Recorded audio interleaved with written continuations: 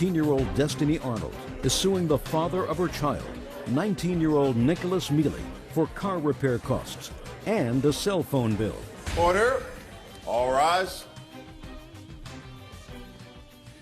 Your Honor, this is case number 195 on the calendar in the matter of Arnold versus Mealy. Parties have been sworn in, Your Honor. You may be seated. Folks, have a seat. Miss Arnold, I've read your complaint. The defendant is your former boyfriend. You have a child together. Yes. According to your complaint, you made a loan to him to have his car fixed. You want your money back. That was while you were living together. And that subsequent to your separating, you purchased cell phones. And he was supposed to pay his bill. He didn't pay his bill. You also want him to pay for his cell phone. Yes. The defendant says that the money that you did, in fact, give him to have his car fixed was just that, a gift, that he provided all the support for you and his child while you were living in an apartment together, that the phone was something that he purchased, and he paid for that, and he paid for the 1 month's worth of service that he actually used the phone, and then you shut the phone off. He has a counterclaim because he says that in April, at the time that the two of you separated, you had him falsely arrested for domestic violence, and he believes he should be compensated for the 27 hours that he spent in a police precinct. Is that correct, sir? Correct. Okay. On what date, Mr. Mealy, were you arrested for domestic violence? April 3rd, 2006. And at that time, how long had you and Miss Arnold been living together? We'd been living together for a little over a year. Now, Miss Arnold, in the year that you were living together, you were living in an apartment. Is that right? Correct. We lived in the apartment just from December to April. And when was your child born? January 24th, 2006. Keep your voice up, please. Okay. So from the time you moved into the apartment, I assume, until the time that you separated in April, you were not working? I had one job for about 2 weeks. So you were not working? No. And Mr. Mealy was supporting the household? Yes. He was paying the rent? Yes. He was paying for food? Yes. He was paying the gas, electric, and utilities? Yes. Paid for the expenses of the baby at home? Mostly. Well, you didn't. So if... No, but state helped. How much did the state help? I believe I got, well, right, as soon as I moved out, I got $440, and he has paid $1 towards child support in the last 3 months. I'm not asking you that. Okay. I'm asking you from December until April. Pretty much all of it. So he paid for everything? Yes. And you put the car repairs on your credit card? Part of them, yes. $600 worth? I put $210 down on my credit card, and I'm making payments for the rest. How much in total? I believe the total was $558. $558. So for the 4 months that you lived together, your capital contribution was $558? Yes. That seem reasonable to you? No, but I did have the baby. So what? So did millions of other people, madam. I just think it's kind of hard to work being 9 months pregnant. And... You working now? No. Where are you living? I just got a triplex with my boyfriend. With your boyfriend? Yes. Well, you didn't just have a baby and you're not 9 months pregnant, so how come you're not working? I am looking for a job. Well, you've been looking for a long time. Your baby was born in January. So first your baby was born, then you had state aid, now you found another boyfriend to support you. Let's hear what happened in April on the 3rd, sir. April of the 3rd, I picked Destiny up from Albertsons at the job she stated she did have for 2 weeks on her lunch break. I lived 1 block from the Albertsons that she worked at. When you say you lived there, is that where you lived together? No, she'd actually moved out. Okay, so she moved out and you were picking her up from work anyway? Yeah, she asked me to come and pick her up for lunch. Okay. And I did so. I went down and I picked Destiny up for lunch. I brought her to my apartment. Where was the baby? With her mother. Okay, so you brought it to your apartment. Is that where she wanted to go? Yes. For what? For lunch. Okay. And at that time, me and Destiny started arguing. What were you arguing about?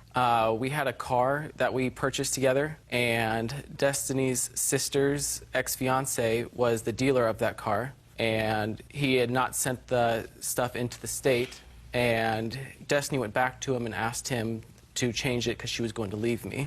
And you mean to change the title? Change the title. And he to her name? He rewrote the whole title to her name. When was the car purchased? In November of 2005. In November of 2005, where did the money come to purchase the car? Destiny had a car previous to that. It was a Pontiac Grand Am. We sold that car and used that money to put the down payment for that car. I supported that car and I paid for all the repairs, fixings. And From November until April, No, from when Destiny first moved out. which was when? In August 2005. So from August 2005 until April, Yes. you made the payments on the car? I made the insurance payments as well as the car repairs for both the Jeep and the Grand Am. Who made the car payment? Destiny had moved out and she used the state's aid for the car payment. So you were both paying something for the car? Correct. Now I understand what the argument was about. You were annoyed that for whatever you put into the car, you were getting nothing. Yes, and Okay, fine. So that's what the argument was about. Now, what happened during the course of that argument? Because it escalated and the police were ultimately called. Destiny also was selling my stuff on eBay. What stuff? Video game consoles. I had a very large collection of almost every game console, and I don't know what that is. the PlayStations, a Sega Saturn, and Destiny was selling on eBay. I then asked for Destiny's keys back. She said no. You mean she was taking your property out of your house? Yes. Were you selling his property on eBay? We The both- answer is either yes or no. Technically, no.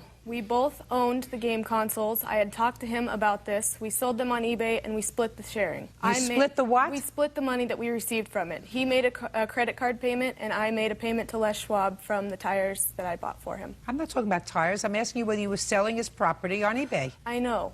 Technically, it was both of our property, and we split the money that we got from eBay. So then there were arguments. So you asked for her keys back because you said she was taking stuff from your house. Correct. And she wasn't living there anymore. Correct. Good. Okay. And what happened when you asked for the keys back? She denied me the keys and said What that did she say? she had more stuff inside the house. She wanted to move out. Her keys were then sitting on top of her purse. I pulled them out, and that's when Destiny grabbed for the keys back, and I refused to Give them back. Give them back.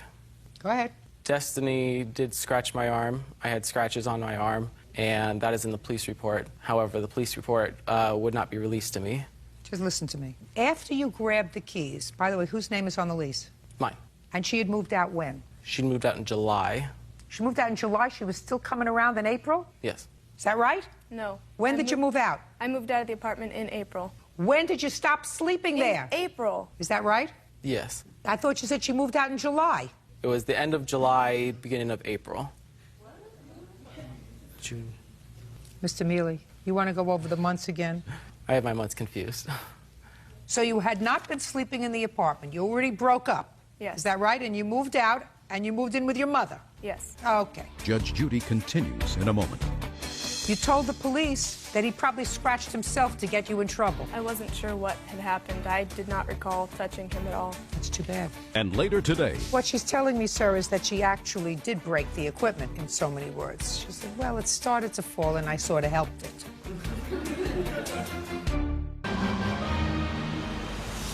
real cases, real people. Judge Judy. Destiny Arnold claims the father of her child, Nicholas Mealy, owes for car repair costs and a cell phone bill. Nicholas is countersuing, claiming Destiny had him falsely arrested for domestic violence. Now, when you had this argument over the keys, you say that she scratched you. Yes. Did you touch her? I pushed her hands away off of scratching me, yes. Who called the police? I did. We both did. Who called the police first? I did. And where was she when you called the police? She was outside, standing by her car. How did you get outside? When he ripped my purse from my hands to get my keys, I told him I was going to call the police. I ran to the next door neighbor and nobody was home. When I ran back into his apartment to grab my purse off the counter where he had put it, he was on the phone with the police telling them that I was hitting him and pushing him. So I grabbed my purse and my phone and I walked outside to the parking lot and I called the police. So he called the police first? Yes. Did you have any visible marks or bruises on you? No, ma'am. You have a police report? Yes, I do. I'd like to see it. That. What happened, Miss Arnold, when you went to the neighbor's house? Nobody was home. What did you go to the neighbor's house for? To call the police. He had taken my phone and my purse from me. What were you calling the police about? He had ripped my purse from me. And So you were calling the police because he took your purse? Yes.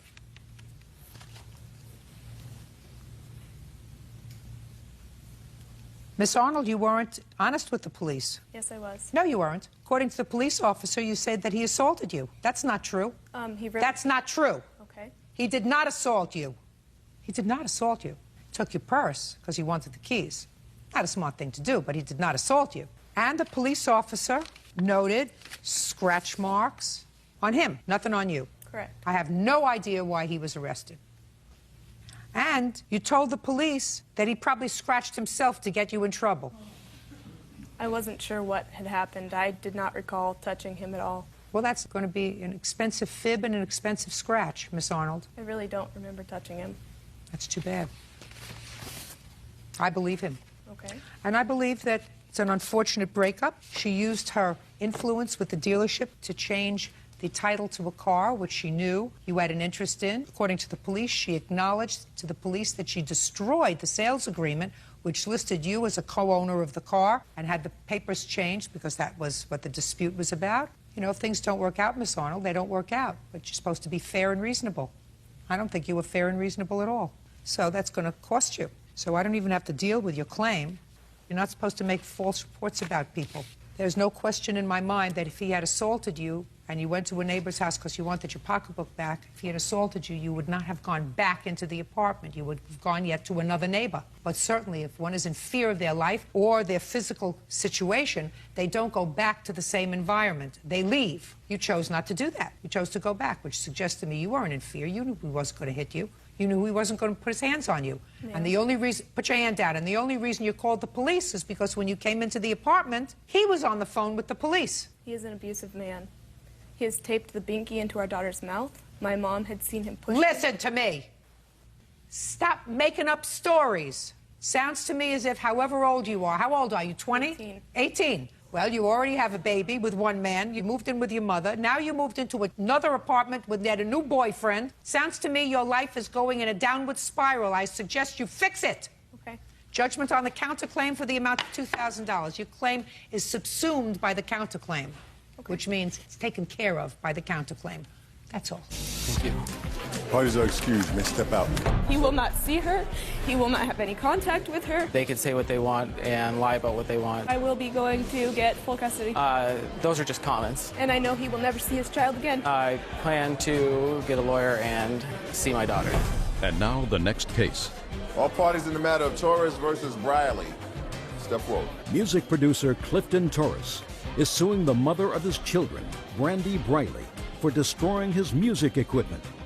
Brandy claims the equipment was broken prior to the incident in question. Mr. Torres, you and Miss Briley had a relationship, according to what I read, and I assume that you lived together for a period of time.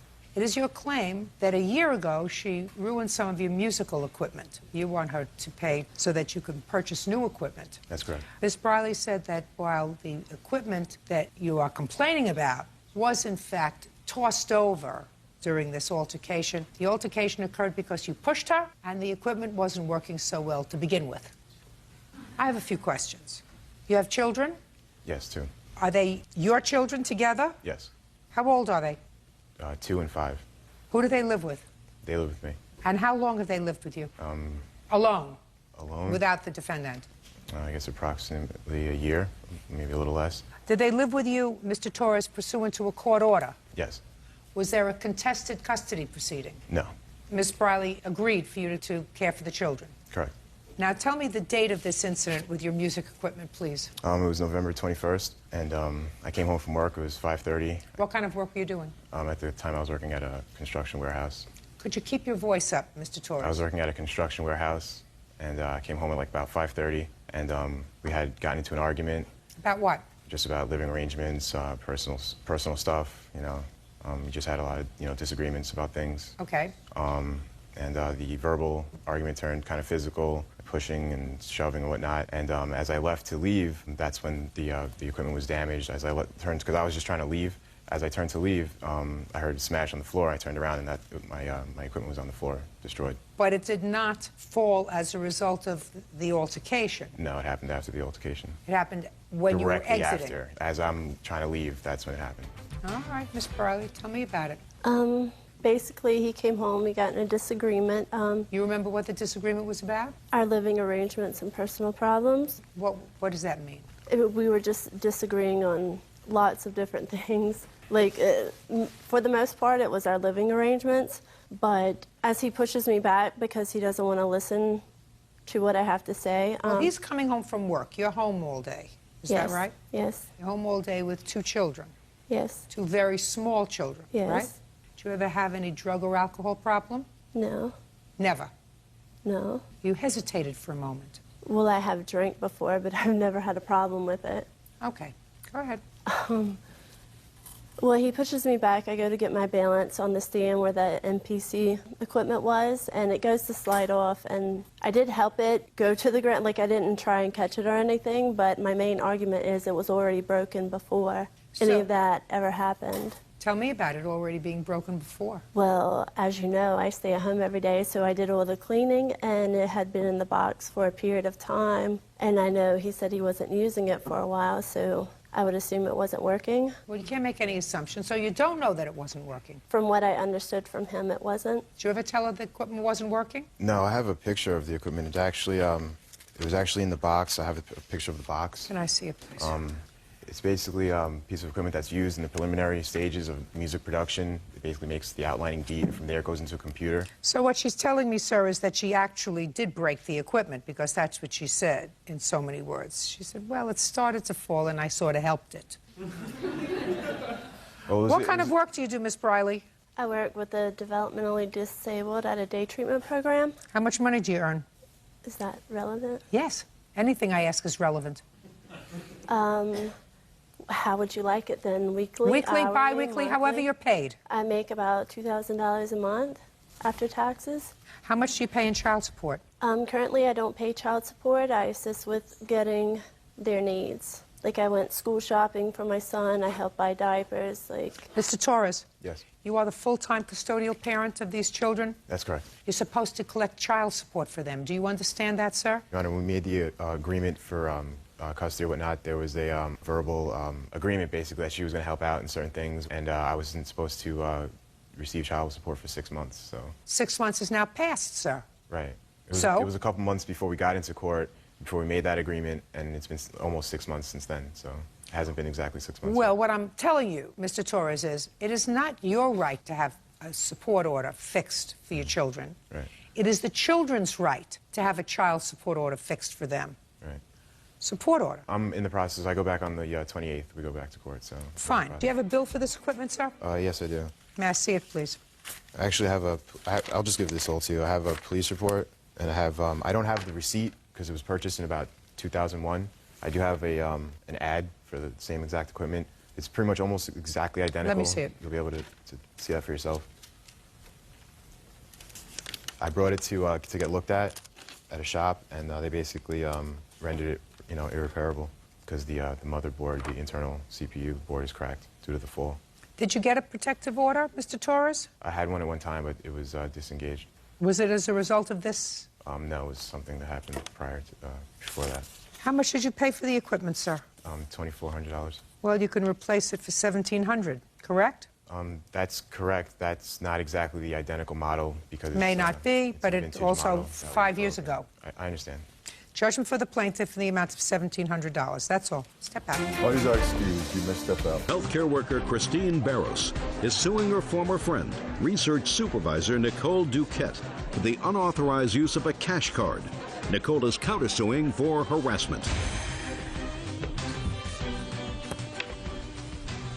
Yeah, this is case number 106 on the calendar in the matter of Barrios versus Duquette. Parties have been sworn in, Your Honor. You may be seated. Folks, have a seat. Miss Barrios, Miss Duquette used to be a very dear friend of yours. Yes. And it is your claim that she stole $600 from you. Yes. She says she did not. She is counterclaiming because she said since this incident you've embarked upon a course of harassing her, and she is counterclaiming for several $1,000s. So why don't you tell me the circumstances surrounding her taking your money? It was April 1st. It was about 8:30. I was downtown running some errands. 8:30 in the morning? In the morning. I had withdrawn $160, $100 which I owed to the defendant. She called me and asked me what I was doing for the day. I said running errands. Why? She said she really needed to see me. She wanted to talk. She needed to escape. And I said, well, you can come pick me up. She came and picked me up in front of the Greyhound station downtown Sacramento, and we got in the car. In her car? In her car. Had you planned on seeing her? I had planned on seeing her at some point. Okay, and that's when you were going to give her the money? Yeah. What did you borrow the money for? It wasn't even a matter of me borrowing. It was for gas, her taking me places, and her... Because you don't have a car. I don't have a car. She takes me places. She was a very helpful friend. Okay, fine. So now she came down, she picked you up at the Greyhound station. What happened? She said she needed to run some errands. Immediately, as soon as I got into the car, I handed her the $100. Immediately. So far, is that right? No. She didn't give you the $100? No, she didn't. Okay. Go ahead. We went to Kmart. She needed to run some errands. She needed some cotton balls, some lotion, some shampoo. When we got that, we called her friend, who happens to be here, went and saw him for a few minutes, went to lunch in Fair Oaks, down by the river, sat there for a little while, spoke some more, got back in the car, dropped off her friend. Which friend? That would be Franklin. It would be you. Okay. Dropped him off, and she kept asking me if there was anything I needed to do before I went home. And I said, well, I do have to stop at the bank and get the money to pay my phone bill. At a certain point, she allowed... Why didn't you take out that money when you went earlier that day? Because I have a tendency to take money and spend it when I don't need to. So I only take the money out when needed. And the money that I had taken out that morning, I had spent the majority of it, so I didn't have enough to cover for my phone bill. Okay, so you were going back to the bank? Yep, we were headed back to the bank. And Ms. Duquette took you back to the bank? Actually, I was driving her car. She wasn't feeling very well. She allowed me to drive, knowing I don't have a license. You were driving, you drove back to your bank? Yes. When I proceeded to take off my seatbelt to go and take out the money, she said, no, I'll go do it. You're driving today, so I'll take it out for you. Not a problem. Okay, just a second. So what did you do? You gave her your PIN number? She's had my PIN number. She's had my PIN number because the card is used for cash aid and food stamp aid, and she would, on certain occasions, take my oldest daughter to the supermarket, and they'd use my PIN to get food with food stamps. So she had your PIN number? Mm-hmm. And she went to the bank and withdrew some money? Yes. How much did you tell her to withdraw? The $60 from my phone. And she came back and gave you? A receipt for $60. And we got in the car. I drove to pay my phone bill, and there we switched. She got into the driver's seat. I got into the passenger side. She asked me if there was anything else I needed to do. I said, no, not really. She said, well, I got to go home. When did you ascertain that more money was taken out of the... The following morning, Your Honor. I get my cash aid on the 1st, and I get my food stamp aid on the 2nd. And it was the last of the month, so I needed to see if we had the food stamps were in the account so I can go buy some groceries before I went out and did some errands. And it gives you the cash account balance and the food stamp balance at the same time. My cash account balance came up to $39.12. And now my heart stopped and it froze immediately. That was like 7:45 the following morning, April 2nd. Okay, so that's the money. That $600 is what you say Ms. Duquette took from your account. Absolutely. Without your approval. I never gave it to you. And Ms. Duquette says, of course, that she took out that money and handed it all to you. Okay. Can I see the receipt from the bank, please? You want to see it all right now, or just I want to see that day, okay. April 1st. And do you have the receipt that she gave you for $60? No, I don't. I'd like to make a note. You see that there's three transactions, 60, 0, and 600. Mm-hmm. The one for 0, she had tried to withdraw $700. Shh. Doesn't say that here. Well, it's certainly clear that on the 1st of April, there was one withdrawal for $60, and then there was another attempt to withdraw some money, and then there was a third attempt successfully within a minute, and $600 was taken out. Okay. Now I'll hear you. On that morning, I did pick her up. What happened was she owed me $50. She gave me $100 out of the $660 that I withdrew. That day, I had not known her ATM PIN code. Whenever I took her kids to the store, they had cash. I never knew the PIN number. She gave it to me that morning. I pulled the money out. I gave her the money when I got in the car. Okay. So you acknowledge that you took out the money? Yes. And it is your claim that you gave her the money? Yes, I did. Could you explain to me why there were 3 separate attempts to take out money? Because she originally wanted me to pull out $700. Yes. So I took the 60 out. She wanted to keep her transactions separate. She said make 2 transactions because she always lost money. That day she had just lost her ATM card. I had to take her back to the bank because she left it in the ATM machine. I still don't understand, Ms. Duquette, why if she asked you to take out $700, you withdrew $60, and then a minute later you tried to withdraw another amount of money, and then a minute later you withdrew $600. Shh. That money was not an issue because she gave me money all the time. Oh, no, listen, you're not listening to me, madam. You just testified that she wanted you to take out $700. Yes. Why didn't you take out the $700? She wanted me to take out 60 separate, 700 separate. It would not let me take out 700. That is why I end up taking out 600. So what kind of a discussion did you have when you got back into the car? She counted her money. She gave me $100. We went to the store, drove around for a little while, and I took her home. Just a second. And that's all that happened? Yes. You mean she didn't say to you, I asked you to take out 700, and you said to her, I tried to take out 700, but I couldn't because the bank wouldn't let me take out the 700? Well, as soon as I got in the car and I handed her her money and her receipts, I said it wouldn't let me take out 600. Well, you so left this that is what out. You got. Miss Duquette, you left that out, madam. We're in a courtroom situation. I have to decide which of you two ladies is telling me the truth. Whether Miss Berrios, who missing a few screws by giving somebody their PIN number. I wouldn't give my kids one of my PIN numbers. For sure I wouldn't give one of my kids my PIN number. You have children? Oh, you know I do. Anybody ever get your PIN number?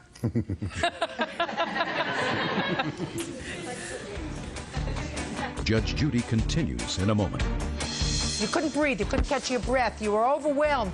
You realized Absolutely. that I don't expect to hear from you, so keep your mouth shut. And later today, You didn't turn anybody away because her daughter was there? No, I didn't. So what are you suing her for? Why are you wasting your time?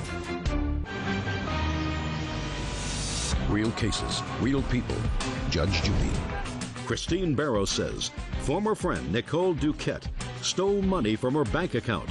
Nicole is denying the charge. Now, I read your complaint very carefully. You confronted her about this the next day. Tell me what happened. Tell me what happened when you confronted her, Ms. Berrios. Okay, that morning I called to see if my food stamps were available. You told me all of that. Okay. You got that. You couldn't breathe. You couldn't catch your breath. You were overwhelmed. You realized that you had $30 left in your account and the other money was gone and you didn't have it. Absolutely. So you picked up the phone and you called her. I picked up the phone at 9:30 and called her. And I said, Nicole, tell me that you took out the money because you were afraid that I was going to spend it for the rent. In that case, I can just go pick it up, put it in a money order, and come pay my rent. And she's like, what are you talking about? I'm like, what do you mean, what am I talking about? You took out money yesterday that you weren't supposed to, and I'm hoping and praying that it was for that purpose only, because she's always been a good friend. And she said, I don't know what you're talking about. Shh. I'm going to get to you. Okay.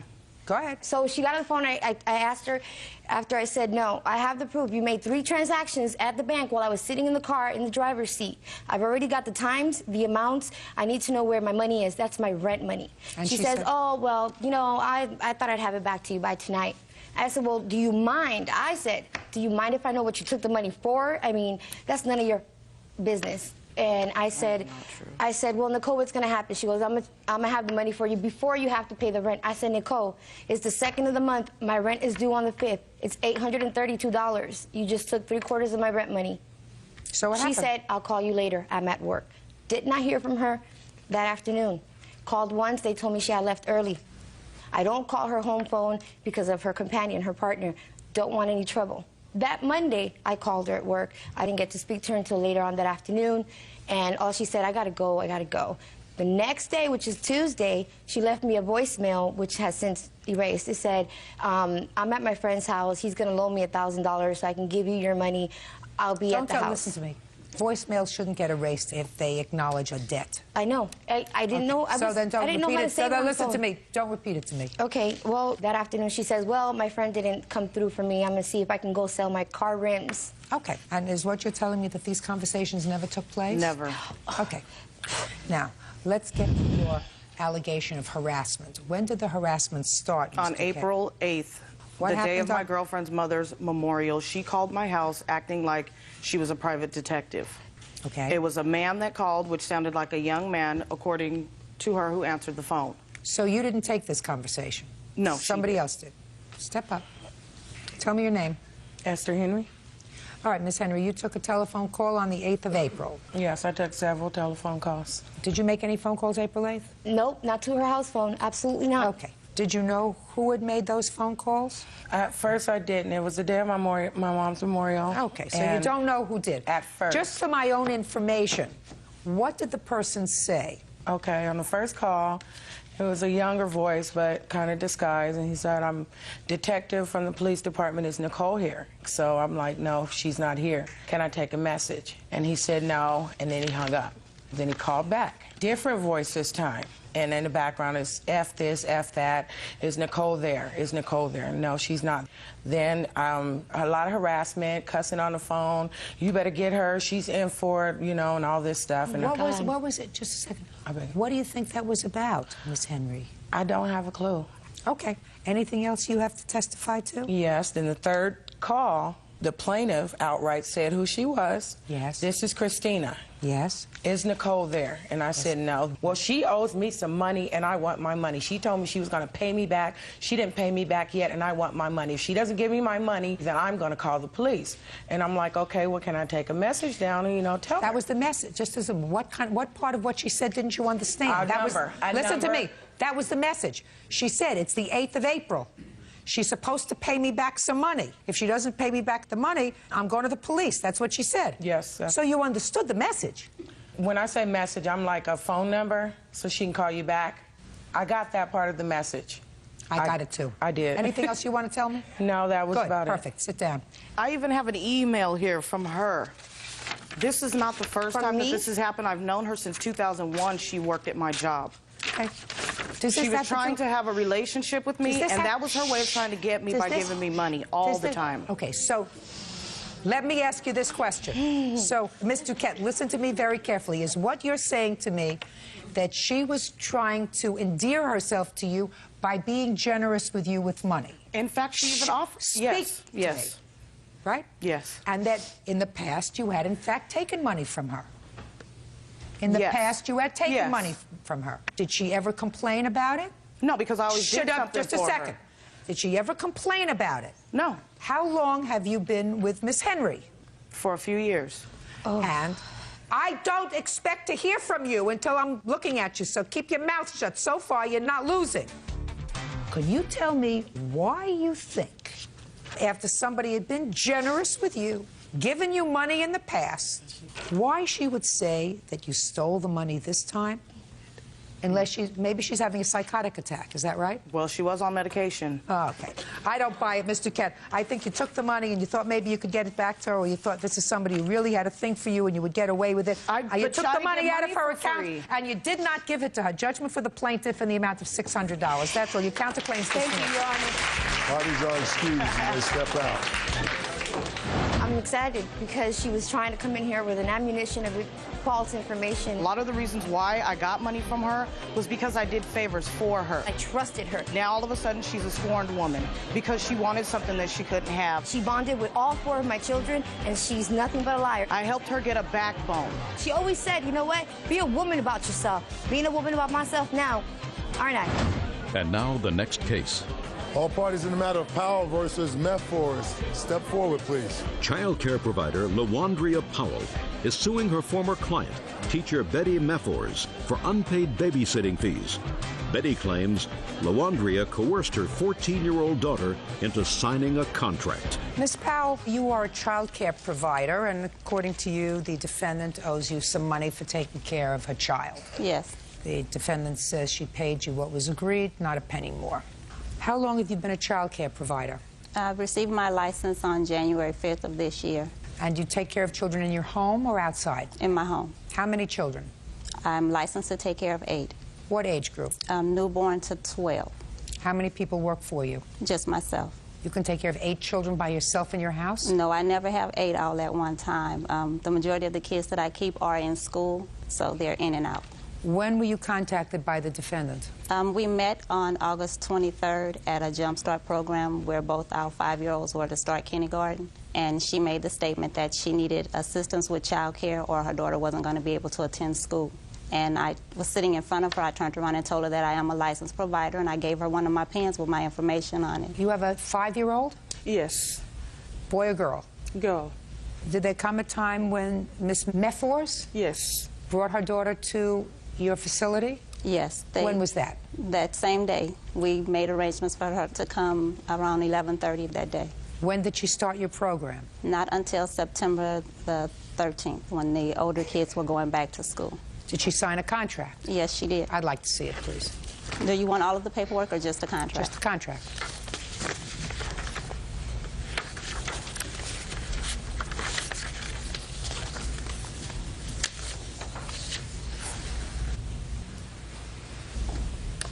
Did you sign this contract? No, Your Honor. I did not sign any contract with this woman. I only had verbal agreement on the phone. Who signed this contract? Her or her daughter. But it was her that was supposed to have signed it because she gave me the paperwork. Who signed this, you or your mother?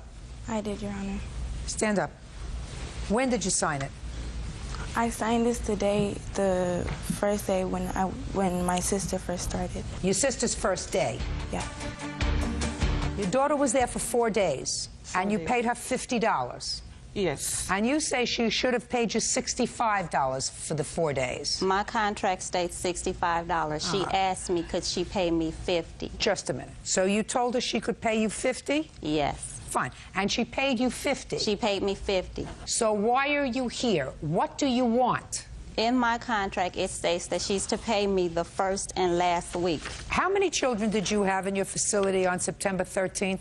Just her daughter at that time. The reason you want first and last and 2 weeks' notice is because you say in this contract, and you're not sure who signed this contract, that space is limited, and in order to ensure that you don't turn somebody else away, you have to give notice. Yes. But you didn't have anybody else there. You didn't turn anybody away because her daughter was there? No, I didn't. So what are you suing her for? Why are you wasting your time?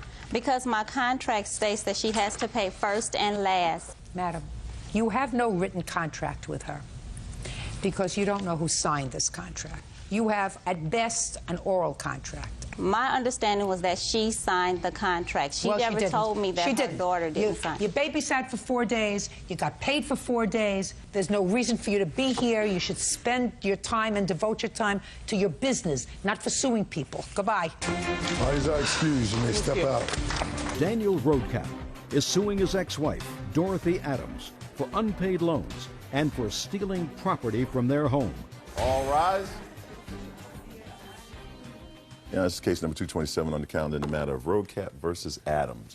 Parties have been sworn in, Judge. You may be seated. Mr. Roadcap, this is your former wife. Yes, ma'am. You have been divorced for how long, sir? Since August of 2004. And you have one child? Yes. A daughter? Yes. And that child is currently living with you? Yes. After a protracted custody dispute? Yes. Is that correct? Correct. This is your claim. You claim that subsequent to the divorce, you made 2 loans to your wife. You want those 2 loans repaid. Yes. You also claim that when she moved out of a house that you own, she took property that did not belong to her. Correct. She had been living in a house that you purchased at some point after the divorce in order to give your wife and daughter a home. She had what you term a rent-to-buy situation with the home. Correct. She was supposed to make the payments on the mortgage. Subsequently, you claim that she failed to maintain the house.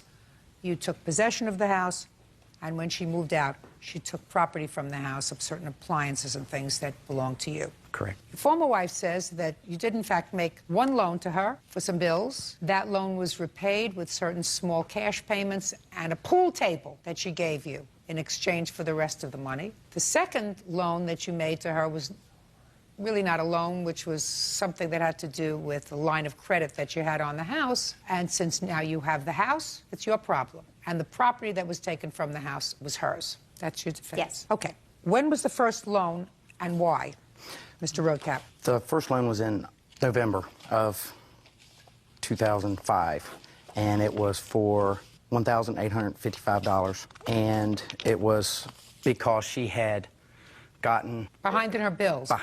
She had just resigned from the job that she had. Did she call you? Yes.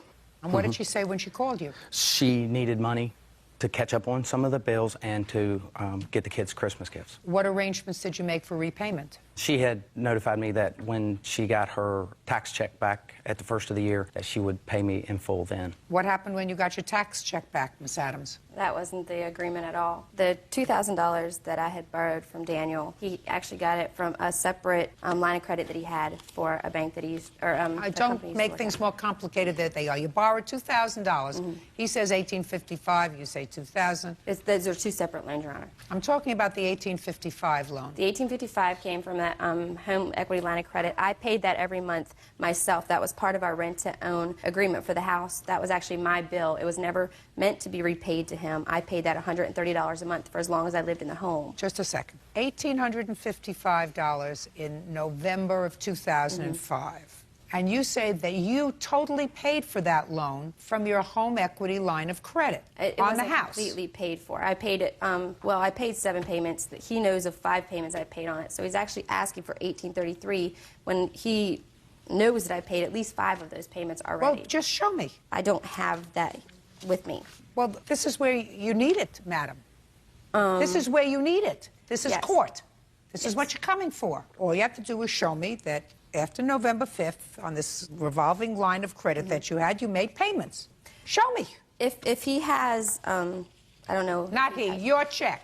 Well, there should be some kind of proof to saying when is the last payment I paid in the house. Miss Adams. I don't have that. Miss Adams, all I want are your checks. I don't have it with me. Well, it's unfortunate. $1,855. When was the next loan? That was at the end of November, which was $11/28, and that was $2,000. What was that for? That was, I didn't have the money all at once, so I had to isolate and get 2 different loans. Here's the copies of the checks. She acknowledges that you gave her that money. $3,855. How much was repaid? She made $80. She made December and January, so it was 2 payments made on the $80, and the home equity line of credit was late January, February, and not at all in March, and she tried to make it again late in April, and it was too late then. By then, the home equity line of credit was already, she defaulted. She made 2 payments, is that correct? On the $2,000, yes, ma'am. What about on the $1,855? She made 3 payments. So that's 5 altogether of $160. Is that right? Yes, Your Honor. Okay, what else? At the time, we had a property agreement that she had a rent-to-own. She defaulted on her contract, so at that time, I took over the payments, and she had till June the 1st to get the house and everything in her name, and she did not do that. So July the 1st, she had to move out, which I asked her if she didn't want to move out, she could have rented it, but she chose not to. At that point, she left July the 1st, and she left the house like this. Can I see it, please? I took 8 truckloads of trash out of the house. It is a... There was nothing left in the house when I moved out of the house. Including the refrigerator and stuff. How many children do you have, Miss I have 3 Adams? children. Only one of them is yours? Correct. How old are the other 2 children? My oldest will be 13 this month, and I have a 10-year-old son. Are they living with you? Not at this time. Who do they live with? Well, my oldest daughter, for about 6 months now, has lived with her father in California. And, my son, I guess he is with my mom since Daniel took the house. Okay, the house is a mess. Who bought the appliances? I did. Here's the receipts for them. I Your have Honor. 2 receipts. Can I see the I have 2 receipts because I can't measure, and I had to take 1 refrigerator back. It didn't fit. So I have... And Your a Honor, glass top stove. I also have a copy here of the refrigerator I purchased when I bought the house. The house was brand new. It didn't have appliances in it when I first bought it, or got it from him. And It had no I had appliances. to purchase those things. Just a second. It had no appliances. Is that what you're telling me? Yeah, it didn't have refrigerators. It did have a stove, which was accidentally taken from the movers on the last day. I've mentioned to Daniel that he can go get it. It's in the storage building. He doesn't want that. He'd much rather keep me in court over and over again. Just a second. Why did you take the stove if you didn't buy it? I had told the movers, it was just some friends of mine, I wasn't there that day, I told them to go get the refrigerators and the washer and dryer, and they just took the stove. Well, that was a mistake. Yes, and I have it, and I've told him he can go get it. He doesn't have to go times. get it. Why should he have to go through the expense of going to get it? It's right there in town, where, like, just a couple blocks from where I live. Well, He then has a you big go- truck, I don't, then and you- he and I was friends this whole time, and until May, when I got married, Daniel and I was friends. All these agreements was made with us being friends. That's why I don't have documentation of this and that and this and that. Well, what happened, Miss Adams, is that you got married in May and planned to move with your daughter and his daughter to another state. My husband's in the military. I don't care whether he is in the military or he's in the circus. You can't take his child away. Judge Judy continues in a moment. You don't want to discuss with me why you, who have 3 children, don't have any of them living with you, do you? And it's not because he took your house away. And later today, Alcohol basically has ruined his life. As a matter of fact, he has 4 DUIs. 1 was on a 4-wheeler. real cases, real people. Judge Judy. Daniel Roadcap claims ex-wife Dorothy Adams owes for loans and for taking his property from their shared home. Dorothy says Daniel is angry over her new marriage. When did you tell him that you were planning to move to Georgia? When did she tell you? About May 2nd. And when was the move going to take place? I had no idea. It was very discreet. When was the move to take place? Well, my husband's still just give me a date. It'll be after January of this year before I could even possibly move.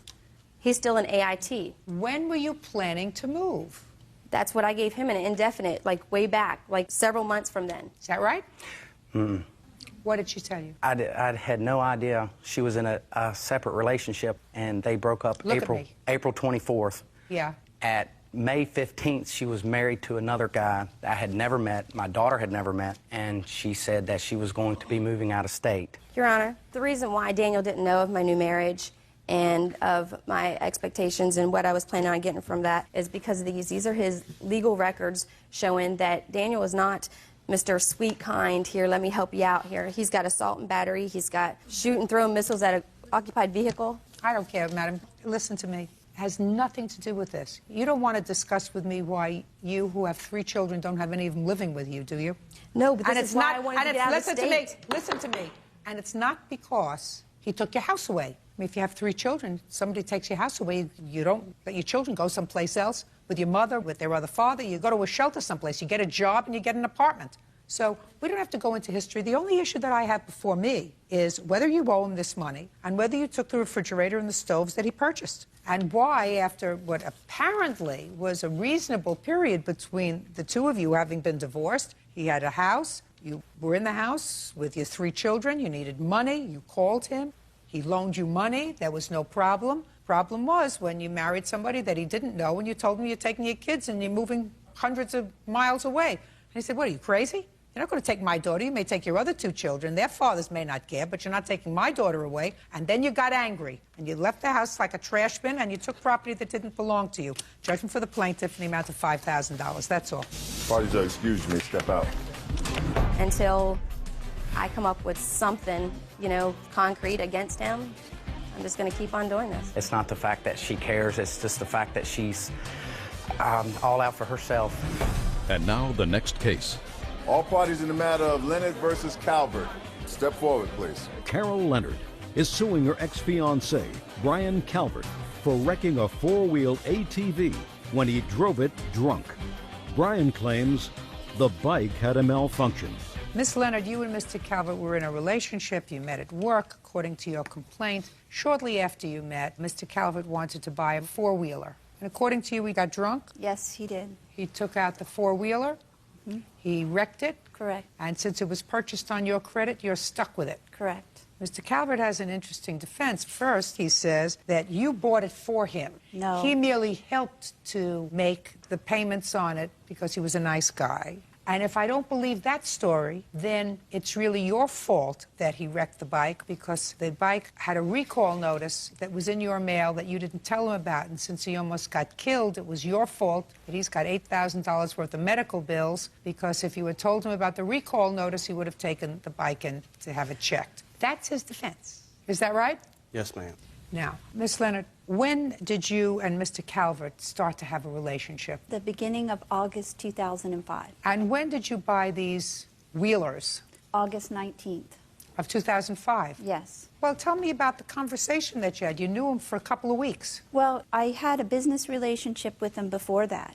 And then I did start dating him. And he said he wanted to buy the 4-wheeler. We call them bikes. But his log home hadn't sold yet. It was going to sell in September. And he said if I bought it, he would have it for my birthday. My birthday's August 31st. And then he would pay me for it when his log home sold. What do you mean he would have it for your birthday? So he was giving it to you as a birthday No, present? we were going to go. They're actually a lot of fun to ride in West Virginia. And we were going to go on a big ride for my birthday. When did you and Mr. Calvert separate? Shortly after this accident, the beginning of May. Okay. Now, how many payments did he make on the bike? Probably about 3. And what happened? He did not keep making them, and it strained our relationship. And the problem really with Brian and with this whole incident is that he has a serious alcohol problem. And alcohol basically has ruined his life because we had a good relationship when we were together. He didn't drink, but when he does drink, it's a nightmare. He either goes to jail or he goes to the hospital, one or the other. And that's what happened with this. As a matter of fact, he has 4 DUIs. 1 was on a 4-wheeler. You still didn't tell me what happened when he stopped making the payments. If he Nothing. made 3 I made payments. the payments. The accident was in May of 2006? April. April. Did you start drinking in April, Mr. Calvert? I had a couple of drinks that night, ma'am. Why? Just the rest of us was drinking. But you know you have a drinking problem. I had a drinking problem, ma'am. No, you have a drinking problem. You're always an alcoholic if you have a drinking problem. Yes, ma'am. You may be a recovering alcoholic, but you're always an alcoholic. Yes, ma'am. So what caused you to drink? We was just having a couple of beers, ma'am. But you hadn't been drinking for a long time. Yes, ma'am. And after you started to drink, you got on the 4-wheeler? We was on the 4-wheeler before we started to drink. I mean, we had the alcohol with us. You ended up in the hospital? Yes, ma'am. How seriously injured were you? $8,000 worth of hospital bills. Now, Miss Leonard, did you ever receive a recall notice on these bikes? The one that he was talking about with the throttle sticking, that was fixed before I ever bought the bike. And I have that statement right there. Can I see it, please? Right here is the claims history that the throttle was fixed prior to my purchasing it.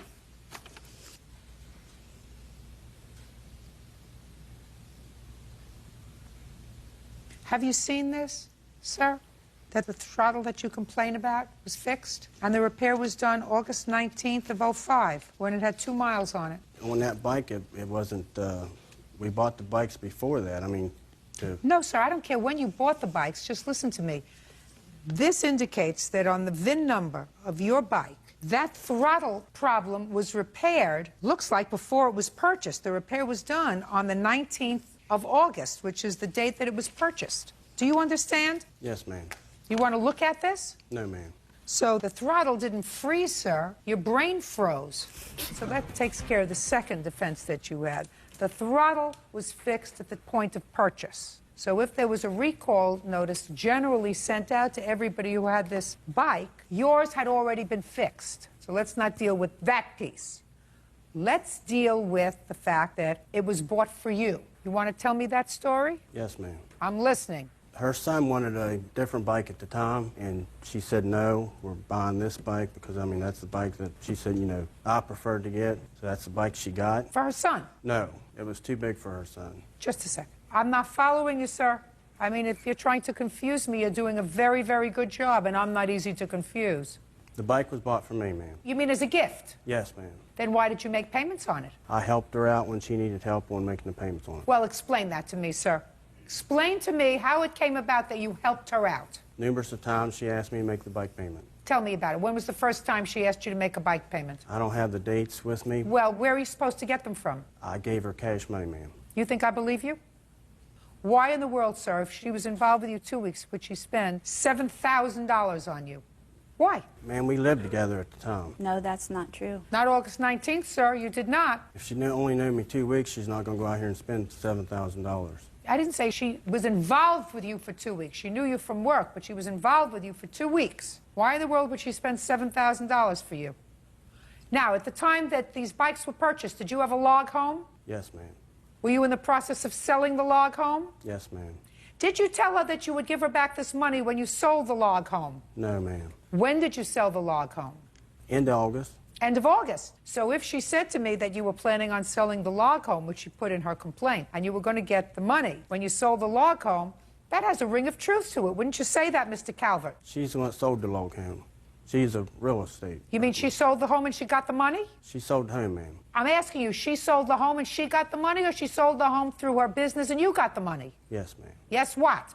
Yes, I got the money. And what did you do with the money when you got it? Put it back into more homes, ma'am. You purchased more homes? Yes, ma'am. Did you have a discussion with Miss Leonard about purchasing more homes after she sold that home for you? No, ma'am. Did he? Yes, he talked to me about building more homes. What did he say about the payments on the bike? He said to me, he said, I want to just make payments on it until I get another log home, and then when he sold that, then he would pay me for the bike. He was kind of dragging it out. Can I ask you a question, Miss Leonard? Yes. Was he as animated when you were living as a couple as he is today? He's actually a very talented and sensitive person. His problem is his drinking. You could never tell by me. They're going to cost to get this thing fixed. I have an estimate for $5,800. May I see it, please? How much is left to pay off on the bike? $6,550. And you have no insurance? I have no insurance. Why? This is good for anyone else who purchases a four-wheeler. Your homeowner's insurance does not cover those, and when I purchased the bike, they told me my homeowners would cover it. No, you need individual insurance for these things. All right, Mr. Calvert, you know the two defenses we were talking about when we first started this case? I don't believe either one of them. Just for the plaintiff for the amount of $5,000. That's all. Thank you. Daryl Giese is suing his brother, Gene Giese, and his fiancée, Radapi Osborne, for airline tickets, clothing, and school supplies purchased on behalf of Radapi's daughter. Now, this is case number 216 on the calendar in the matter of Giese versus Osborne. Giese. You're welcome, Judge. Parties have been sworn in. You may be seated. Ladies, have a seat, please. Mr. Giese, this gentleman is your brother, is that That's correct? And the lady standing next to him is his girlfriend. That's correct. And I assume that you're her daughter. Yes, ma'am. You lived in New Orleans? Yes, ma'am. And the family were victims of Hurricane Katrina, according to your complaint. And there came a time when either you were asked or volunteered to help them take care of her daughter because they were rendered homeless by Katrina. You did. You sent plane tickets and you had expenses. And I believe that your brother and his girlfriend acknowledged that the money that you spent was well over $1,000. Would you agree with that? No, ma'am. Well, we'll see. In any event, you claim that after Marina went home, Miss Osborne and Mr. Giese, your brother, received a check from FEMA in the amount of some $26,000. To my knowledge, that's correct. What was the amount of the check you received? We received a couple of different checks. Well, give me each amount and what they were for. For personal property loss, I received $9,500. Mr. Giese received a little over $10,000 for personal property loss. How much did you receive, sir? $10,040, I think. Right about $10,000. Okay, so you received approximately $20,000. Yes, ma'am. Anything else for living expenses? We submitted receipts for rental reimbursements. And? We received them. How and much? We continued. Well, it came in lump sums of $2,000. So how much did you receive in total? Probably about 2 times $2,000, $4,000. So $24,000. Yes, ma'am. Anything else? Various local agencies, churches were able to help us out in our journey to get to where we are today. Good. And your brother? Yes, ma'am. Yes, ma'am. Let me ask you this question, because you look like nice people, and I gathered that this has created a rift in your family, which is unfortunate. Now, Miss Osborne, would you agree that any money that Mr. Giese spent on your daughter were necessaries for her? Absolutely. So, my question, Miss Osborne, would you agree that you, Miss Osborne, are responsible for the necessaries for your child? Yes, ma'am. Absolutely. That's what the law says. Absolutely. Good. So, tell me, Mr. Giese, cutting to the chase, because I have other things to do. You volunteered to be of assistance during this time of crisis. Yes and no. I was asked, and I agreed to it at that point, correct? Yes. And how long did Marina stay with you? She was with me a total of 10, 11 days, something like that. And you, I assume, have receipts, sir, for all of the expenses that you believe you should be reimbursed for. All except for one, Judge, because when the Katrina first happened, my mother actually called me and asked me if I can send them some money so that they can get their car fixed to get them down to Phoenix, where my younger brother was living, and she was actually there visiting with him at the time. Okay. Well, if your mother asked you to do that, there's no agreement to pay him back. What I'm asking you is, we're talking in this case about the money that you laid out for Marina. Now, what bills do you have? I have all the plane tickets and everything here. Plane tickets, receipts, school supplies. There's also several other expenses that I incurred that I'm not suing for. Okay. Well, let's go through them. Plane ticket was $275.79. Yes, ma'am. Okay? We paid him back for those airplane tickets, Your Honor. Just a second. I know that you gave him a check for $500. Who takes allergy medication? She needed allergy medication when she was there, yes, because we had a dog in the house, and it was very... Is that right? It was affecting her very badly when she got there. I'm just checking over all of these things. Dog treats. That's not supposed to be in there, ma'am. I don't care. I mean, if you're giving me something, sir, then I'm supposed to be able to rely on it. We have $84 in for your school supplies. Yes, ma'am. May I say something, Your Honor? Yes. When she was in Illinois, right after the flood, my brother had taken her to the FEMA tent where the Red Cross and other agencies were there to attend to their needs. A lot of the things that were bought considered school supplies I would never agreed with because... I don't care whether you agreed with them or not. You weren't there. No, you're right. You weren't there. And then there was another plane ticket, is that right? Correct. One way to For $129. Correct. Okay. Let me tell you this, sir. The only thing that I have not considered is this long laundry list of stuff, which is some yours and some hers. Correct. And I'm not going through them and separating it, you know. We're not talking about that. So you know what I get, Mr. Giese? $571. Okay, but like I was telling you, Judge, I sent them $300. It was not even my choice. Just a second. It's not. I don't care whether it was your choice or not, sir. It was not a loan made to your brother that you can sue for. That was a loan made to my brother. No, it wasn't, sir. It was something. Absolutely. No, Mr. Giese, you are incorrect. You said your mother called you and asked you to send money to your brother. They needed to get their car fixed. Because she did not have the money to send to them I understand at that time. That does not create a loan, sir. That is actionable in court. But do you understand? Yes, I understand. And you don't even discuss that in your complaint. But can I just say one more thing, Judge, please? You sure can. The reason for this entire lawsuit had nothing to do with the money, okay? I was in the middle of a separation with my wife in Virginia. I moved to Denver to be close to my family, to get the support that I needed from my family. My brother, in turn, stole one of my credit cards, charged up $1,650 in 8 days on this credit card. Well, that's outrageous. Yes, ma'am, it is. And well, Mr. Giese, that's outrageous. Because you would acknowledge that that's outrageous. Because he stole this from me, Your Honor, okay?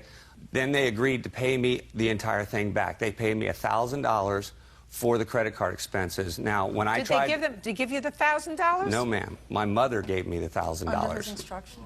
Oh, my mother came gave from me because we couldn't speak to each other at the time. We were arguing and fighting. So you gave your mother the $1,000? Yes, ma'am. Is that right? That's right.